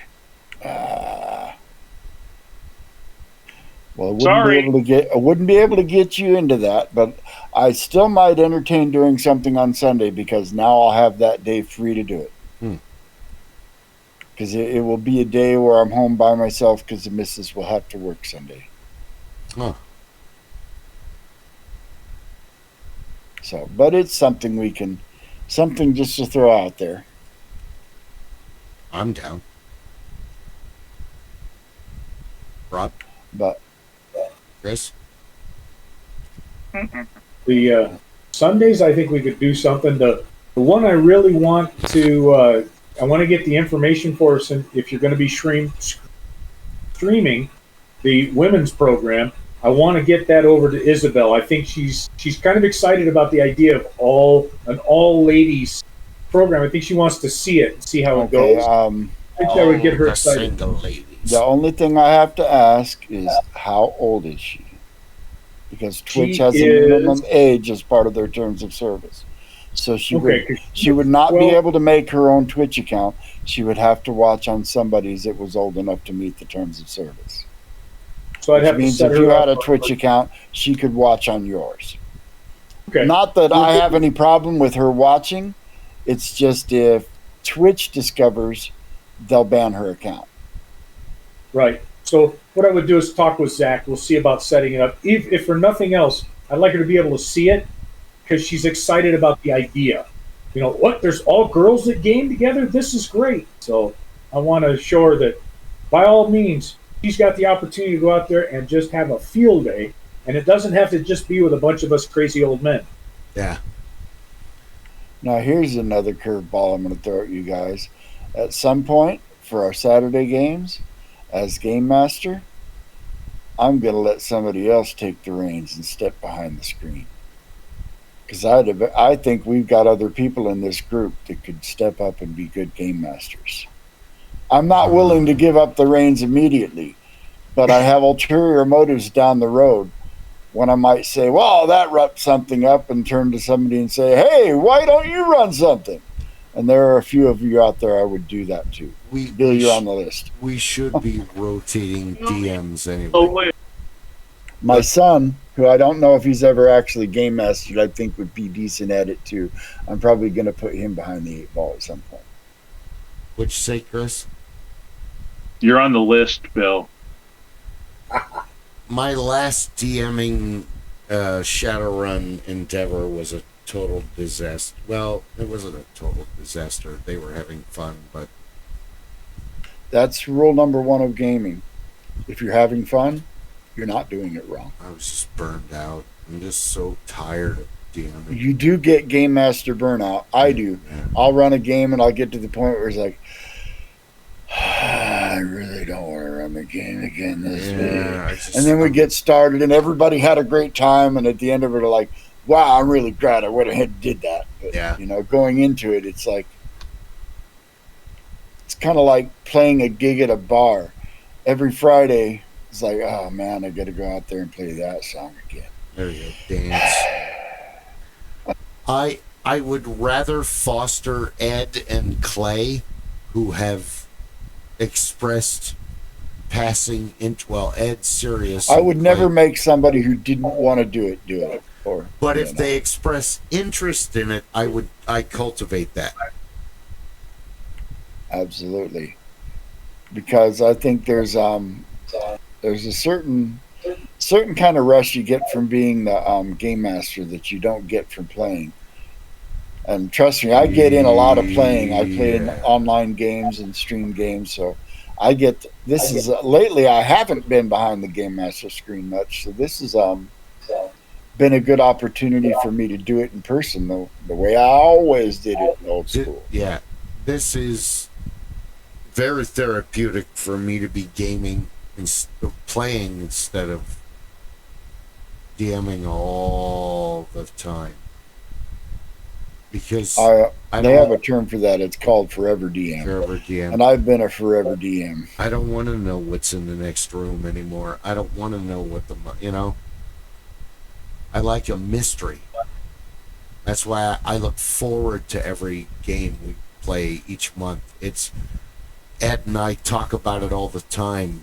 when we go to breakfast one. 'Cause my adventures are out there, and you never know what to expect. Yeah. Could be anything. That, and I will change it on a whim. The one thing I like about doing my own written content is if I come to a point where something I wrote really doesn't work, I can ignore that and just, make shit up. Because if there's no book, then I can't contradict the book. There's a reason it's called the Player's Handbook, but it's the DM's Guide. True. Like the Pirate's Code, it's more of a guideline.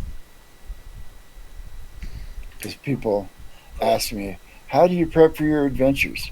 When I'm running one online, it comes down to this. I'll pull together a few monster encounters. I'll pull up a few maps and, just kind of have a toy box full of toys and then just kind of, light the fuse and see what goes boom. As I know where this adventure is going to start at. I know the direction I'm going to point it in. After that, I have no idea what's going to happen. When you're young and you DM for the first time, you write a full-on story and a paragraph and this and that and dialogue and that. There are some people I know that still do that. Morons. Not me. I never have. Well, you start out doing that, and then your players completely destroy your story, and you have to improv your... Yeah, you laugh, Kris. You see, back in the early days, I was the railroad master. Here's the story. This is what you're doing. Well, don't we? No. This is what we're doing. And they went along with it, and we all had a great time, and we all did what at the time were very illegal and morally and ethically questionable things of all kinds of stuff. And we had a great time, and we had a great big table like the one we have now back when I was running A&D. When I got out of the Army, the gaming group I pulled together, it was basically 3 people. Paul was one of them. Yeah. And then, they'd each invite a friend. Who'd invite a friend? Who'd invite a friend? And so on. Paul's and brother so Timmy on. had a band, Spiral Scratch. Yep. At one time, the whole damn band was in my game. Oh, I believe you. He's got a new band now called Big Fellas. Go see them. They're I've been awesome. there. I've seen them, yeah. Him and Jericho. Jericho was in a band with me because I had this crazy idea of putting classical music and traditional Irish together. And at first they laughed at me, and Jericho was like, wait a minute. And then she left Red Branch and created One-Eyed Fiona, and they did good for a while. But, the Boron player they got's really, really good. Okay, it's not a contest. It's music. It shouldn't be just love the music.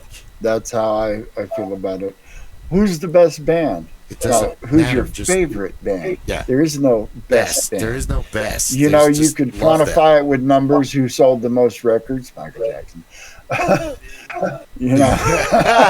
What? That was so fast. Said Michael Jackson. Proof is in the pudding. based on monetary numbers, back in the early 80s, Paul McCartney was the highest paid entertainer in the world. And who did he have a duet with? Michael Jackson. Say what you want, but don't play. It's actually a catchy tune.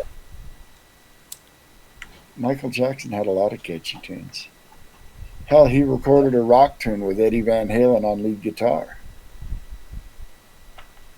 Because I'm sorry, you listen to that song, it's straight up a rock song. There's nothing about it that's not rock song. That's his own. That and several others, they're not pop. They're a different genre. No, they're not. I was listening to an interview with Saul Hudson of Guns N' Roses, and he said that he had appeared on a Michael Jackson track, and he showed up at the studio expecting Michael to be there in the booth and directing him this and controlling him and being all that. But Michael showed up at the studio. He said, Here's your booth. Do your thing. I'll see you later. And just let Slash do whatever it was he did. Be you. However it was he did it. Yep. It's like, you do your thing. Go be you. That's what I'm paying you for.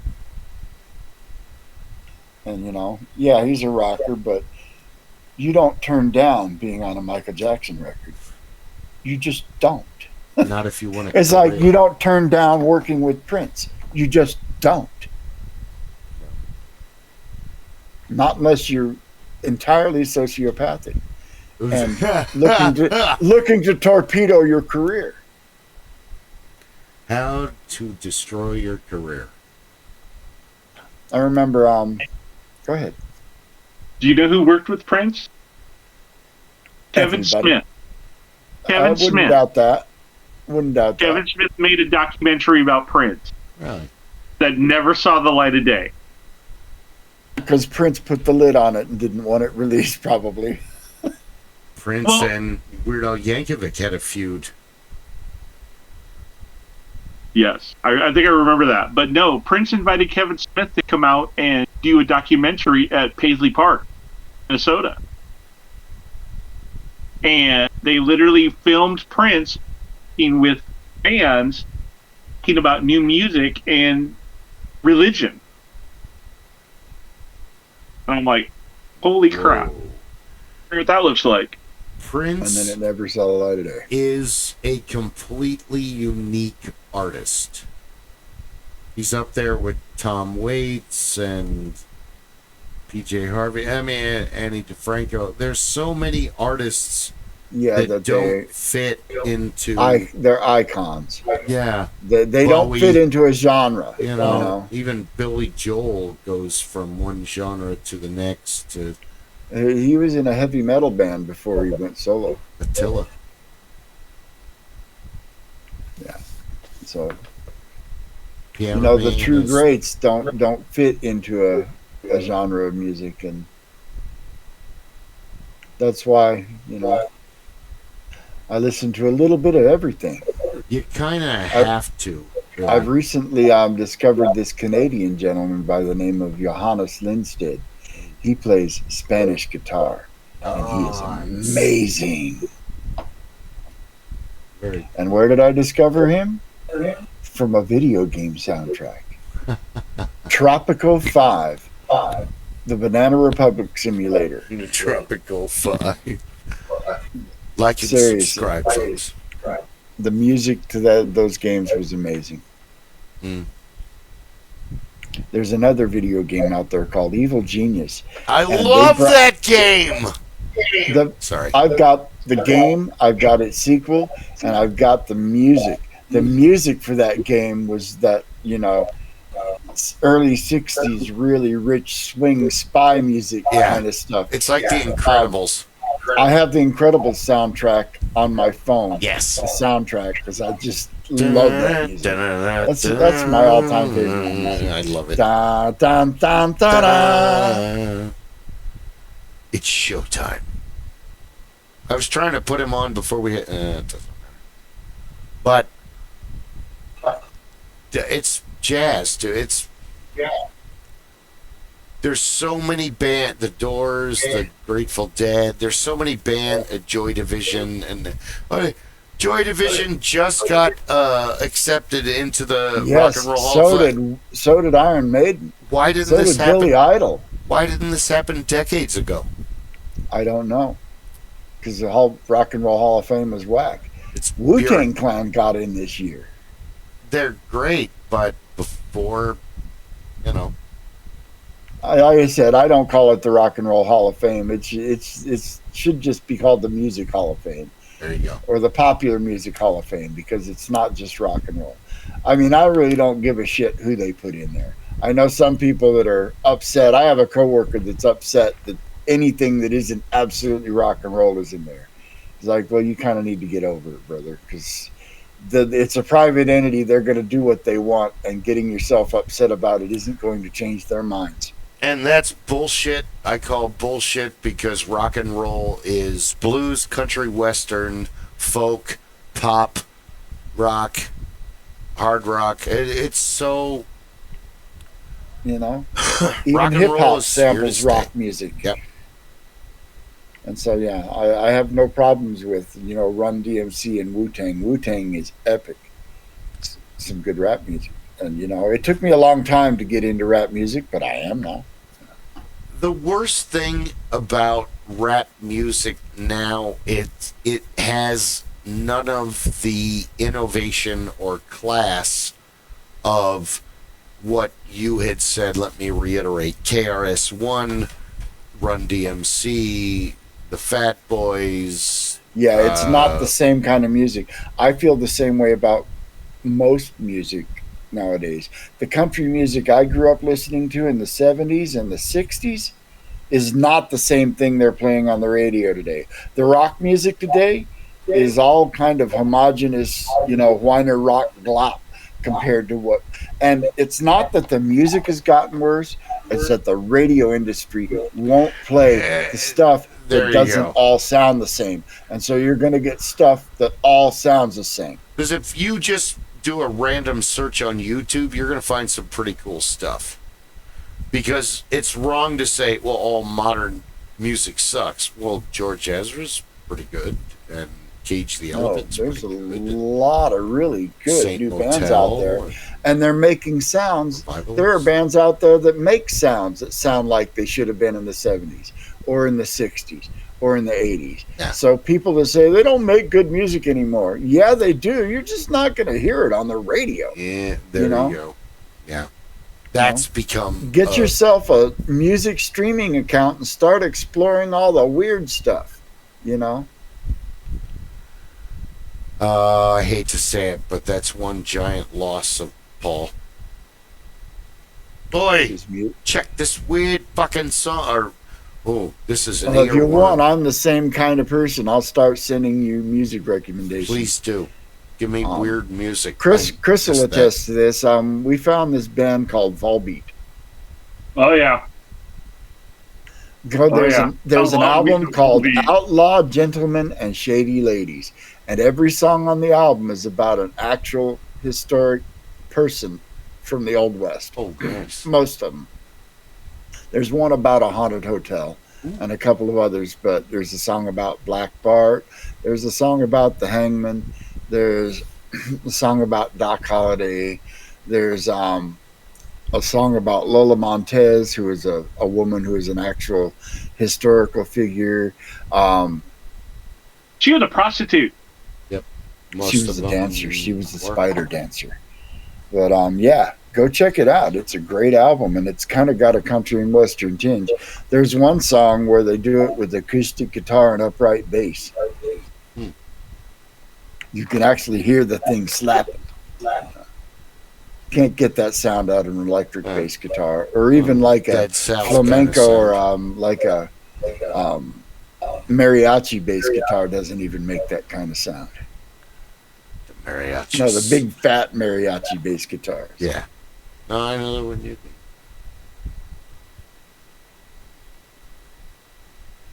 think. I love any kind of music, especially live. If yes. I'm out somewhere public and somebody's busking, I'm gonna stop and listen. Live. And if I've got coins or a couple of bills, I'm gonna drop. Right. Live music is the most superior music. I took who was it? To a war, an SCA event many years ago, and it was his first. I think it was Ian. Do you remember Paul's acquaintance Ian? Yeah. Took Ian out to a war years ago, and we went out to a drum circle on Saturday night where they've got like 50 different types of drums and just massive amounts of drummers. And he looked at me. He's like, "I never really thought of drums as music by itself without anything else. It's like, just haven't heard it done right." Get like 400 people around, 50 of them have drums, and we're all partying and dancing. It's kind of a unique experience. Yeah. Fenner agrees. He does. He's like, "We need a drum circle." with a big fire and burning meat, and Burning meat. Kill that bear. Now we will have meat. And Fenner loves drum circles. He loves to chase drummers. He loves to eat drums. He's a big fan of percussion. right. Gretchen is a player. Her Tale of Doom, she plays the drums on the wall, on the refrigerator, on the children. Fenner, he eats. Everyone's a critic, I guess. I have a question. I have an answer. I hope so, because you were like one of the only people that I could probably ask this to. Do you know who Rick Veitch is? Comic writer? Enlighten me, please. Educate me, please. I actually had this comic book back in the 80s. A limited series. Well, I'm going through my books right The Brat. Oh, Brat Pack. Yes. Do you remember this book? I don't. Okay. I've never read it. I've only heard about it.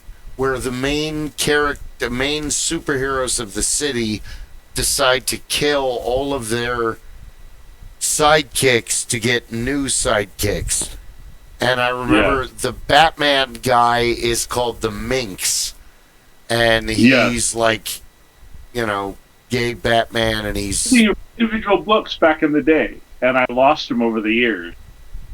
I'm with Rick Veitch on Facebook, and he had promoted this, and I ordered it, and he autographed it. Oh, nice. What year did that come out? Please solve a riddle for me. Oh my God, I was in high school, so between 86 and 89. 86 and 89? Okay. Yeah. The only autographed art book I have is autographed by Oh, I have several. Derek Riggs. Nice. Nice. And not only did he autograph, let me show you this.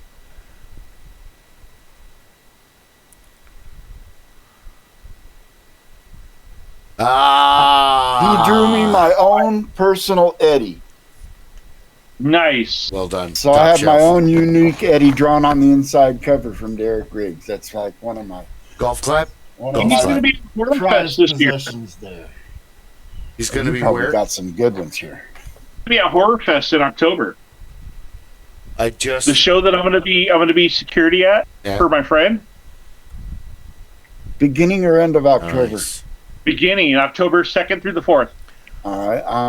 I might be available that weekend. Later, Awesome. I have vacation coming up in October, but because my work schedule is changing, my vacation schedule will be changing as well. I have a bunch And of so, autographs, and one's on the wall, and some are over there, and the rest of them are in storage. So, go ahead, Kris. Flex. Show us your giant autograph deck. Let's see. Sorry, I won't say that again. No, all the books that are autographed are out in the like I have a Neil Gaiman autograph. Ooh. I've got Max Brooks.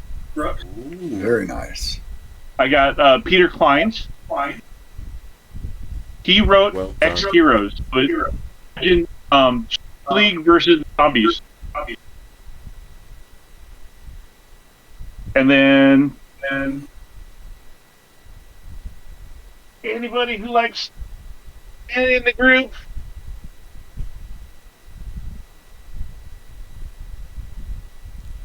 Moff Giancarlo Gideon. Esposito. Wow. Very nice. Right on. Very nice. Did you see him talk when he was at Fan Fusion a couple years back? That's where I got it. Nice. Very nice. Man, after going to see his panel at Fan Fusion, I almost felt like we should have paid him to go there.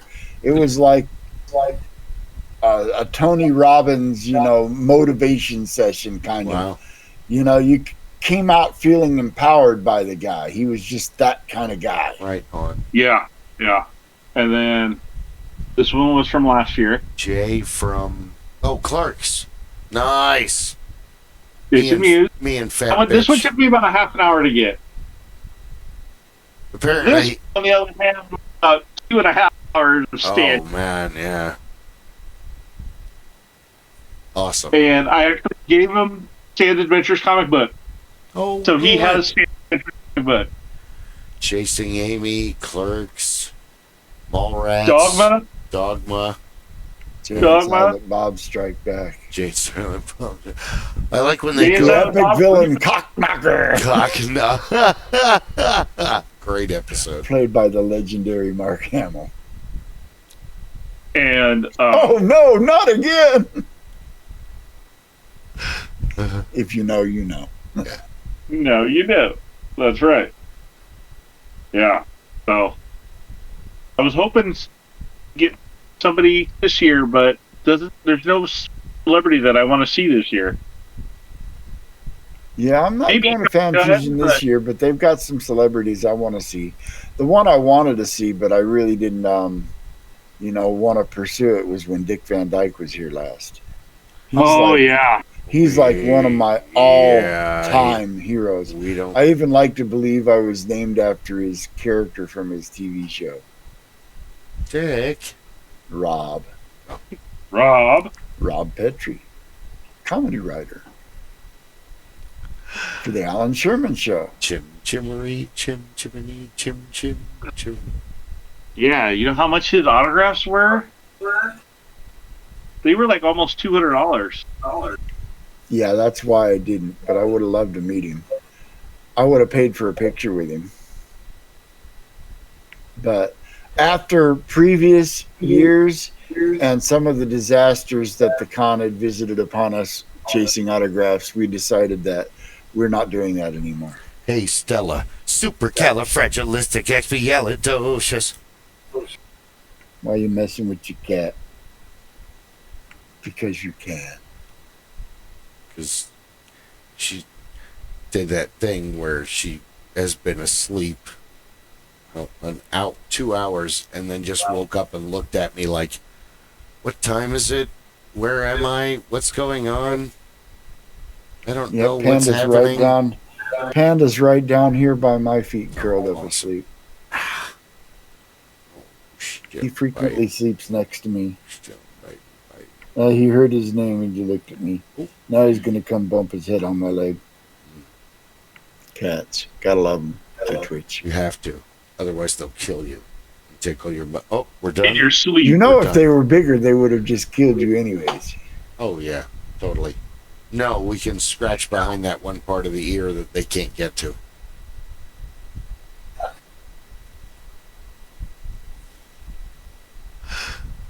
Cats are awesome. I love them.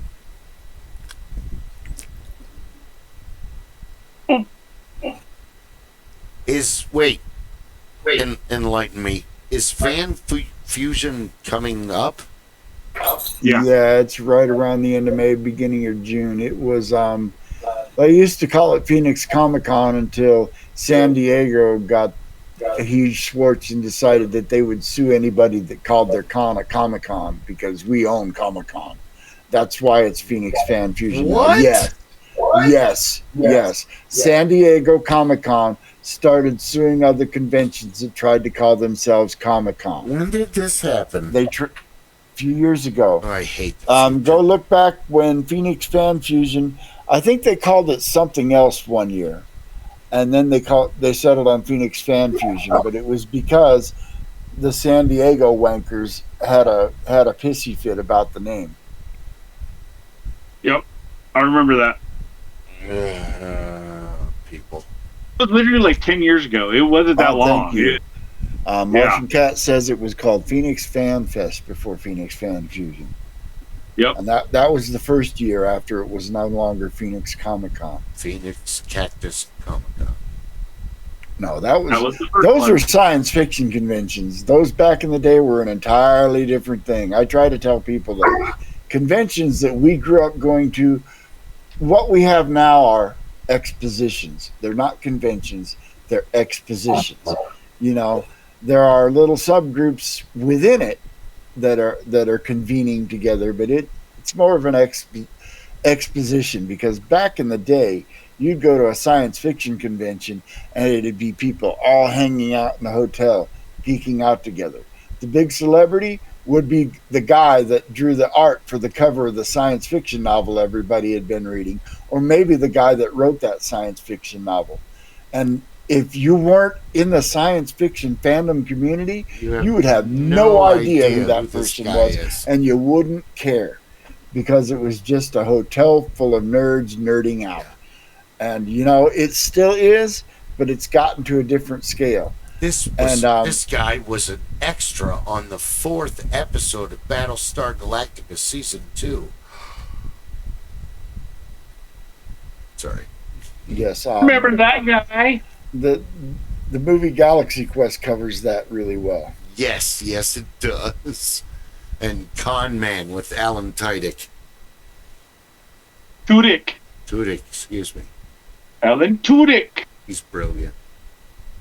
Have you seen Tucker and Dale versus Evil? Parts of it. That was I watched that a couple weeks ago. Dodgeball. My wife and I watched that on Wi-Fi when we were renting a cabin up in Pine Top. We thought it was the perfect movie to watch. Oh, that's Cabin in the Woods. We watched that too. Same night, as a matter of fact. That was the second feature of the evening.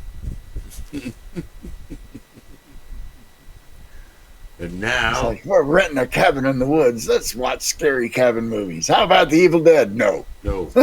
Reverend, though. That'll be a good one. The Evil Dead is a little bit too much. And The Outlaw Josie Wales. We're going to watch those. I know people that still won't watch that movie because it freaked them out the first time. Really? Yeah. Well, I think brain chemistry altering substances were probably involved in that time.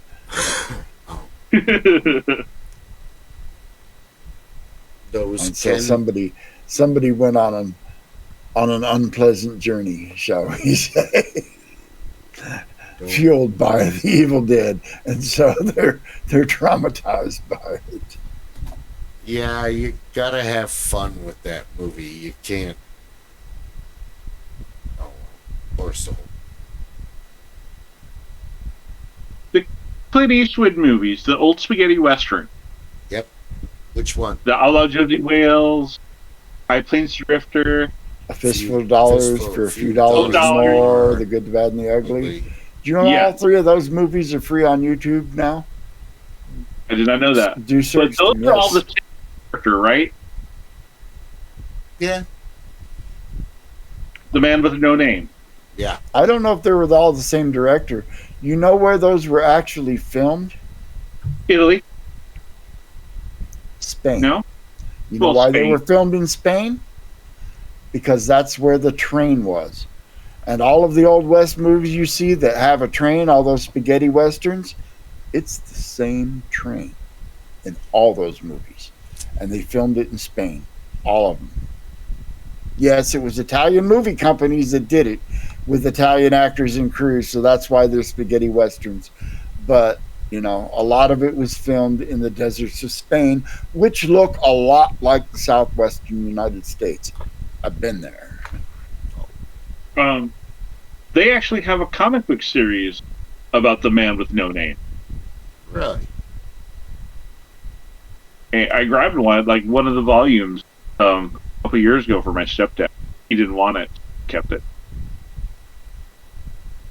I'll keep this. Very nice. Was it good?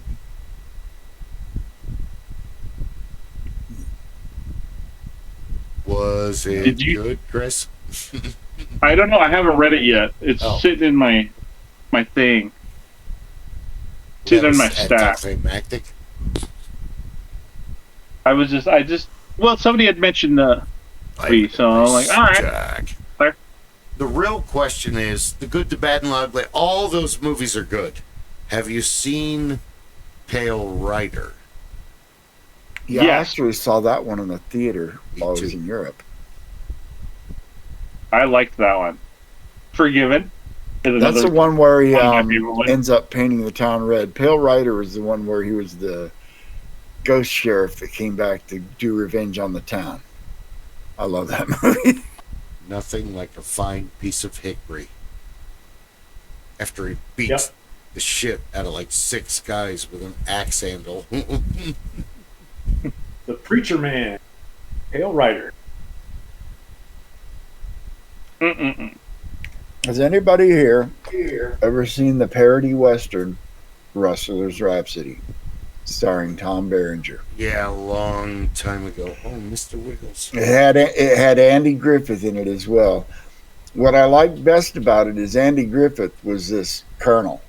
He was like an old Kentucky colonel, and he was a bad guy, and all of his bad guys looked like Roy Rogers and Tom Mix. They had the old Western shirts and the bandanas and the tall hats and everything.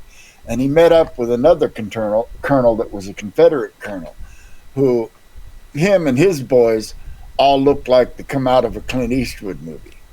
And so you have this Clint Eastwood spaghetti Western gang of people and these Tom Mix, John Wayne, clean cowboy kind of. Yes, and Tom Berenger is a good guy. And, did I mention that this is a musical? And at one point, he makes his horse dance to distract the bad guys. At another point, the bad guys get hold of the good guy handbook on what makes you a good guy and start going down the list. And Wait a minute. They get to confident heterosexual, and he realizes he's not a confident heterosexual, so he has to give up being a good guy. This is how dumb this movie is. It's so dumb, but it's brilliant because it perfectly lampoons every Western trope and stereotype there is. You had to compete But with it's Blazing hard to Saddles find. And, Yes. No, Blazing Saddles is the crown jewel of Western parodies because nobody out parries the Mel. The Mel. Yeah, can you imagine if Weird Al Yankovic and Mel Brooks teamed up on a project? That would be amazing. I've seen Mel Brooks musicals. History of the World had a few musical numbers in it. The Producers, the remake of The Producers, awesome movie. The original is pretty much a musical. No, the second one was absolutely a musical.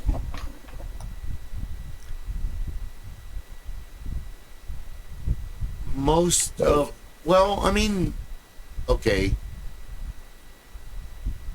Does Young Frankenstein have singing in it? Well, a little bit. It does. It has, A little bit. but yeah, it has Putting on the Ritz in context. Dracula, Dead and Loving It. We know that Robin Hood Men in Tights does. High Anxiety. There's a whole musical number. Yes, devoted he to does that. always. He does always put musical numbers in his stuff, but The Producers was specifically a musical because it had pretty much every scene was a musical number. Don't be. I am born in Dusseldorf, and that is why we call me Rolf. Springtime for Hitler. Well, Don't be in the stupid. in Be a in the smarty. in the Come and join. remake movie, Will Ferrell played the playwright. Oh, awesome. Yes, Be stupid. Be a smarty. Come and join the Nazi party. Springtime for Hitler. You were talking about the comedic westerns. You remember the villain with Kirk Douglas and Arnold Schwarzenegger? It's terrible. Yes. It's a horrible movie. The what? The best Kirk Douglas movie that I ever saw was a pirate movie, Really? and it was called Scalawag. Yes, I've heard of this, but I've never seen it. Yes, I just happened to catch it on a Saturday afternoon matinee on Channel 5 one day when I was over at my parents' house, And this movie came on, and I watched it. I'm like, well, that was amazing. Because in the movie, his character has a peg leg, And the way it was filmed and the way he acted, you'd swear he cut his leg off at the knee for this movie. It was absolutely authentic looking. Spartacus is an amazing film, but for us, it's Tough Guys.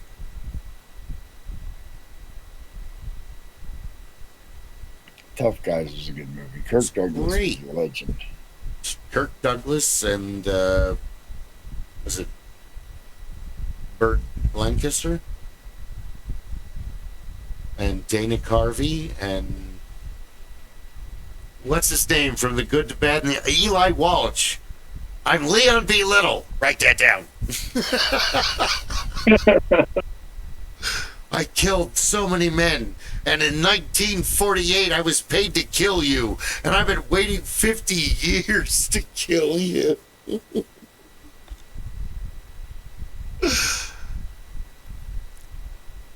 And Billy Boy, the best is they go to all of their gang, and most of them are out of their minds. They're just old and crazy. Yeah. Tough Guys is a great movie. Okay, I think I'm going to pull out for the night. Oh. I got to call Mom and say goodnight because, All right. I love my mother. Thank you, sir. We'll see you next week or talk to you sooner. Thank you for joining us. Have a great evening. Absolutely. What? Thursday, yes. Bye, guys. Yes. Bye. Okay. Oh. Bye, Kris. Thank you. Anyway. You were able to give him a ride home on Saturday, right? Yes. Awesome. And I didn't even think about it, but, I would have, I thought something had already been arranged, that I would have asked him if he needed a ride home. I donated to the Kris there and back again. But yeah, why don't you guys find that as funny as I do? Damn it! Yes. Apparently, my no-show was sick and had sent me a message 2 hours earlier, but had sent it, text message instead of messenger, which I never get text messages, and from a phone number I didn't recognize. So I didn't see that message until Sunday morning. I videotaped Semaphore and then recorded that and put it on a key fob and sent it via carrier pigeon to your apartment. But that didn't work because the bird couldn't get in your window Arcadia door. See, that's why you always send a fox. So there will be no owl dropping a Hogwarts letter there. I said I have resolved that I'm going to stop worrying about how to get other people there. Well, okay. Now, I will still. He's more than welcome, but he has to get there on his own accord now. He has to get there in his own power. Pretty much. He has to Uber or Lyft his way to. I mean, our game is getting big, and I'm good for that. And I'm trying to talk my other child into also joining. Okay. Yes. What? Well, I doubt she will because she's got a lot of social anxiety and doesn't like crowds, but no. But no, I can continue to get Kris because I go right by his house to pick up Nate. And so Kris is not out of the way for me. He's not costing me any money or putting me out. My argument is Kris has never canceled on you once when you showed up to pick him up. Now, yeah, trust me, you don't have to sell me on this. Well, no, I feel burdened because were it not for me, you wouldn't even have to be picking Kris up, is what I'm saying.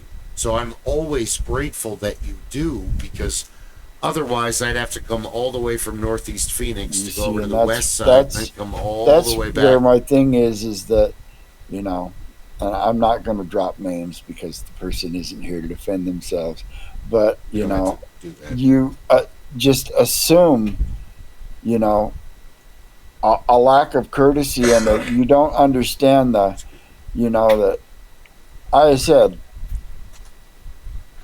my free time is precious, and I was challenged. Somebody said nobody has free time. It's like, okay, let me rephrase it. My uncommitted time is precious to me, and I don't like it squandered. My OCD is punctuality. If I'm late to something, it upsets me. If I'm late to something because somebody else made me late, it really upsets me. I am now hit level enraged. Yes, and it is, I can't help it. I just, well, Whoa. I think I just You went blew the super blurry autofocus there on for my a minute. camera away. Episode 63, that was Rage, where I was just staring into the camera where there were things happening that I could not really control, and then later police were called and someone was returned to their apartment in 24 hours of moving in. Anyway, that's not important right now. Right now, what's important is episode 65. Yeah. But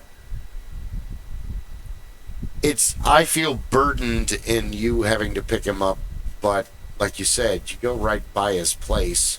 He can't drive. I mean, he's legally blind. Yeah. But we love Kris like a brother, you know.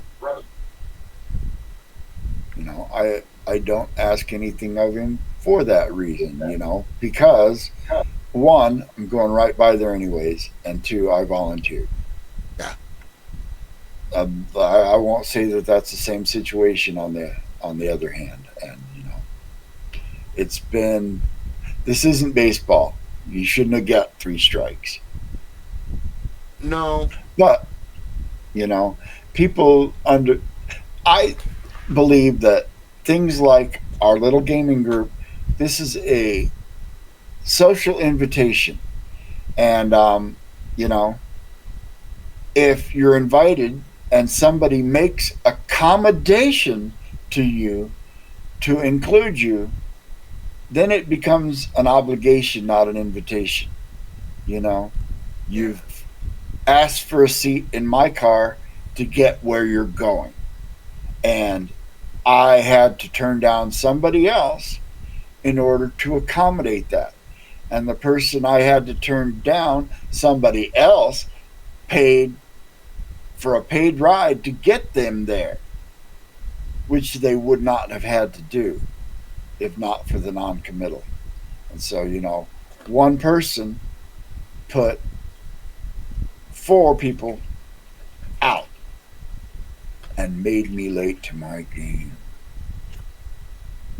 And you're the DM. Yeah.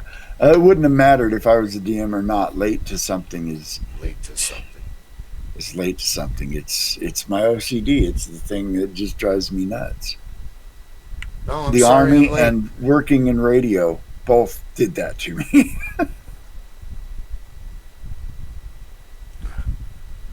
Dumbledore. By a happy accident, I showed up 3 hours early because I knew you fuckers were up to no good and I wanted to be ready for that shit.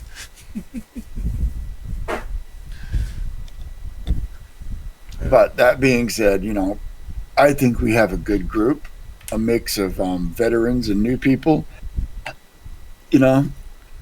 Well, Everybody has something to contribute.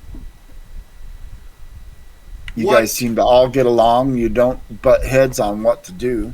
I mean, not really. Sometimes you'll throw out multiple things, but you always, grind it down into something and then go with it. There should be no chatter when you are talking as the DM or Rob is talking probably, at the DM or anything, but it's going to happen.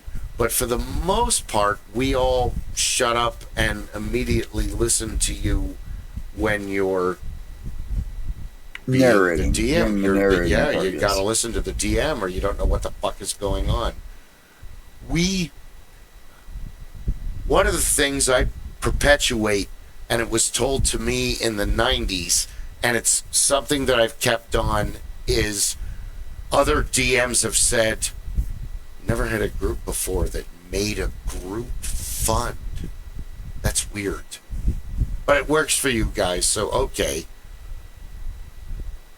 Oh yeah. A lot of the games that I've played in, what we'll do is we'll have all monetary treasure. If there's 4 players in the party, we divide it into 5 shares. 1 goes to the party. It covers things like spell components, healing magic, restorative magic when the fighter gets his leg cut off so we can grow him a new one, things like that. Shoeing horses, repairing wagons, blankets, food, extra arrows. Or the pirate ship, they do it different. They have shares. There's a share that goes. There's a share that goes to the ship. Each crew member gets a share. Each of the mates gets 2 shares, and the captain gets 3. But the ship needs a share. There is a share that goes to the ship. You have to pay sometimes for the 2 shares, depending on the ship. The bigger the ship, the more it costs to repair it. But then again, a lot of the repairs of the ships, ships carried their own lumber, and a ship's carpenter was a position on the ship. They could repair their own. Oh yeah, that's important out in the middle of the ocean, and one of your timbers cracks, or there's a, God forbid, a hole in the hull. It could complicate matters. On multiple levels.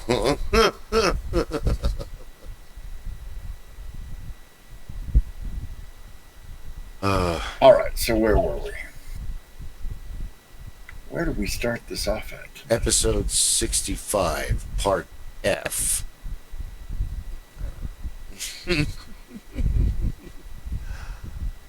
I've been up since 4. I got like 3 hours of sleep. I never plan correctly for these podcasts. Have you noticed this? Oh, neither do I. I'm always exhausted. And today was a tasking day. It really was for me. So I have been dragging pallets of car parts through and some of it was with the forklift, but some of it is just make it light enough so I can get and then just load it again, and then so I'm down to 226. So yeah, I don't see myself getting back down to that, but I'm working at it. Sweat my ass off for the last 2 weeks. Anyways, I wouldn't be opposed to wrapping up early because my feet really hurt. You guys want to end it early at 7:22? Yeah, it's 7:22. It's okay. Well, I'm not. We have no rules. No. There's 4 rules. There's rule number 1: don't pick your nose.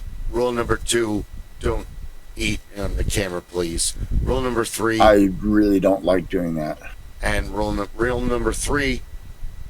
And rule number 4: no modern politics, religion. I don't have to say rule number 3, do I? Well, no. Okay, 3. Rule number 3: do not masturbate on camera. There you go. I got Rob with that. See, that's why I have to mute every so often, because Fenner and Gretchen like to discuss politics, religion, and we can't masturbate on camera, but can we journeyman bait or maybe apprentice bait? Okay, apprentice bait maybe, but definitely not master baiting, because I thought the blacksmith might like that. Well, you have the entered apprentice, you have the fellow of the craft, and then you have the master. We don't talk about Fight Club. Becky wants to go for a Masonic joke. Go. Tell your Masonic joke. No, you just spoke about him. You have the entered apprentice. Oh. the fellow of the craft, Oh, and the master. ew. There's goo So who everywhere. entered The Apprentice? We have aprons, not necessarily for that reason, but we do have aprons. Right on. Apron. Not quite chaps, but getting there. They are supposed to be made of lambskin or white leather. Supposed to be an emblem of purity, and it's like anything else. Everybody can put one on. How many of them live up to it? True. There is that. That's the other thing too. What does it take to be a superhero, and what does it really mean to get out there and do it every day? I will tell you honestly, if I woke up tomorrow with superpowers, I might be a hero to some, but I'd probably be a villain to a lot of people as well. I would not be a person you should give superpowers to, because I would not use them responsibly and for the public good. I would probably go around flying people up to a lethal altitude and letting go of them. All right, maybe it's not the best that you get superpowers. No, I'm telling you, if I got superpowers, I would be like the Punisher or Deadpool. I would just be somebody out there who, is very dangerous and unpredictable. Well, I don't know. Frank Castle is very predictable. Do wrong, he kills you. Yeah, Deadpool is unpredictable. Frank Castle, I don't really have a problem with what he does, because he goes after organized crime and mobsters and scumbags and yeah, and he doesn't kill somebody who doesn't have it coming. yeah, he would not kill a child that just was in the street, where Bullseye might. You never know. Just Bullseye's a bastard, though. That's what I'm saying. So, yeah, the hardest part of having superpowers in the modern day is cameras. They're going to find out who you are, and with body recognition and facial recognition, even with a mask, they're going to find out who you are unless you wear a full face mask. It's only a matter of time. We've been on SCA battlefields. We know what it's like to have a helmet on that you can't see everywhere in. I can't imagine being on the streets wearing something on my head that allowed me to only see forward. That's got to take some stones. Yeah. It's another reason why, as much as I absolutely love Daredevil, and I have multiple Daredevil comics, and I love the show, and everything. He's my favorite. The movie, but he wouldn't be able to look around and see if somebody was watching him like a mile away. No, it has its limitations. He can't read.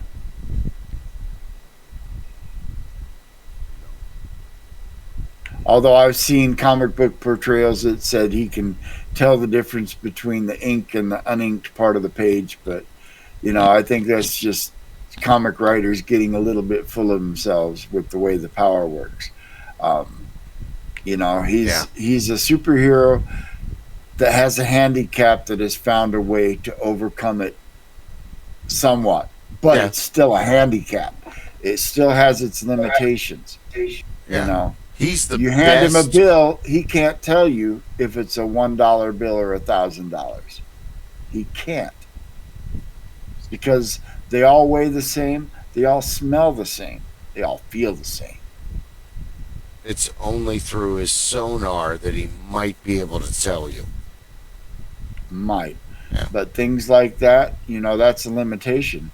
But then again, his power isn't like dolphin echolocation. It's more like a radar than a sonar.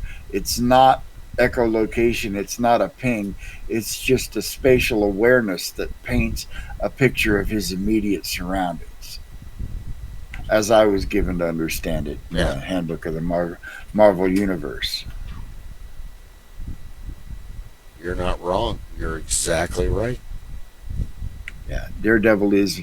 I love street level heroes, and Daredevil is absolutely my favorite hero because his only superpower is that radar sense, and a near godlike level of ninja training from Stick. Yeah. Do you have any plugs besides All Women Gaming? And we've been plugging the shit out of Thursday night. We just have to stream it if everybody's okay with that. Well, I will bring it up to them on Thursday, and we'll see about maybe getting it on a stream, because I don't think anybody there would be opposed to it. Really, I don't. But look for the Ship of Fools channel to maybe be adding a couple of new games starting in May, first and third Saturday of every month. You will find me over on the Real Women of Gaming channel, and I will be simul-streaming it here on this channel, where we will introduce Deadlands, Hell Hath No Fury, with an all-girl cast. I look forward to that. And like I said, Bill's leaning on me. Maybe we'll get 50 Fathoms on air on Thursday nights, but that remains up in the air. Until then, I'm going to pass it down to Rob the Blacksmith, because he's always got good things going on that you need to know about. Well, tonight, if I'm going to do a plug again, I'm going to plug the Eric Mark Foundation. We're in the midst of horrible wildfire season, and it's just getting worse. I had the great good fortune to speak with Amanda, the director. She's posted some great things. I've reposted on Facebook, shared a lot of information. Just this far, actually, as of last, they have provided over $30,000 in assistance to the families of injured and fallen wildland firefighters for medical assistance, mental health, for food assistance, just general assistance. And that's just since January. Nice. So we are in the midst of the fire season. It's getting worse. Unfortunately, there's been some decisions with the Forestry Service that are probably going to impact our wildland firefighters negatively going forward. So there's a chance that there's going to be a greater need to help these folks out. So if you have the ability, look up the Eric Marsh Foundation on the Weird Wide Web. Help if you can, in any way that you can. Just get the word out. If you can send them $1, they're more than happy to do it, and that helps more than you. And St. Mary's Food Bank. If you can, help out your local food bank. There are so many of them. St. Mary's was actually the first of its kind in the United States back in the 1960s, and has grown and became a model across the country and around the world. So they're able to bring together donations, money, food, supplies, time, and they're able to provide for so many people. Just the basic. Put food on the table, put food in the mouths of those in need. And they're out there to help. They don't cause anybody a hard time. They don't sit and dress you down. They don't make you have to do anything other than show up, let them know what you need, and they're there to help. If you can help out any food banks around, go ahead. Again, cans of food, a few dollars, or just go down there and volunteer your time. Right now, that's probably the biggest thing that any food bank could use. People to help fill boxes and bags and help people put food in their car. You'd be surprised what it's like to see what that donation, what that help actually provides. And you see a little kid's face light up because, hey, they're going to get bread and milk and cereal, and we even get to throw in maybe a couple of little snacks and things to make them happy. That's the greatest feeling you'll ever have. Body and Soul Candles Lauren always is having deals. She's always got candles handy before it gets too hot to order candles. And yeah, thanks for watching. You could have watched anybody, but you decided to watch us. Stay geeky. We thank you. Anything else? Be back here next Tuesday night, where Right we on. will be. Woo-hoo. Thank you, gentlemen. Always an honor. Always a pleasure. Always good. We'll see you again. Good Thanks, night, people. Twitch. Thanks, guys. All right. All right, we'll see you soon.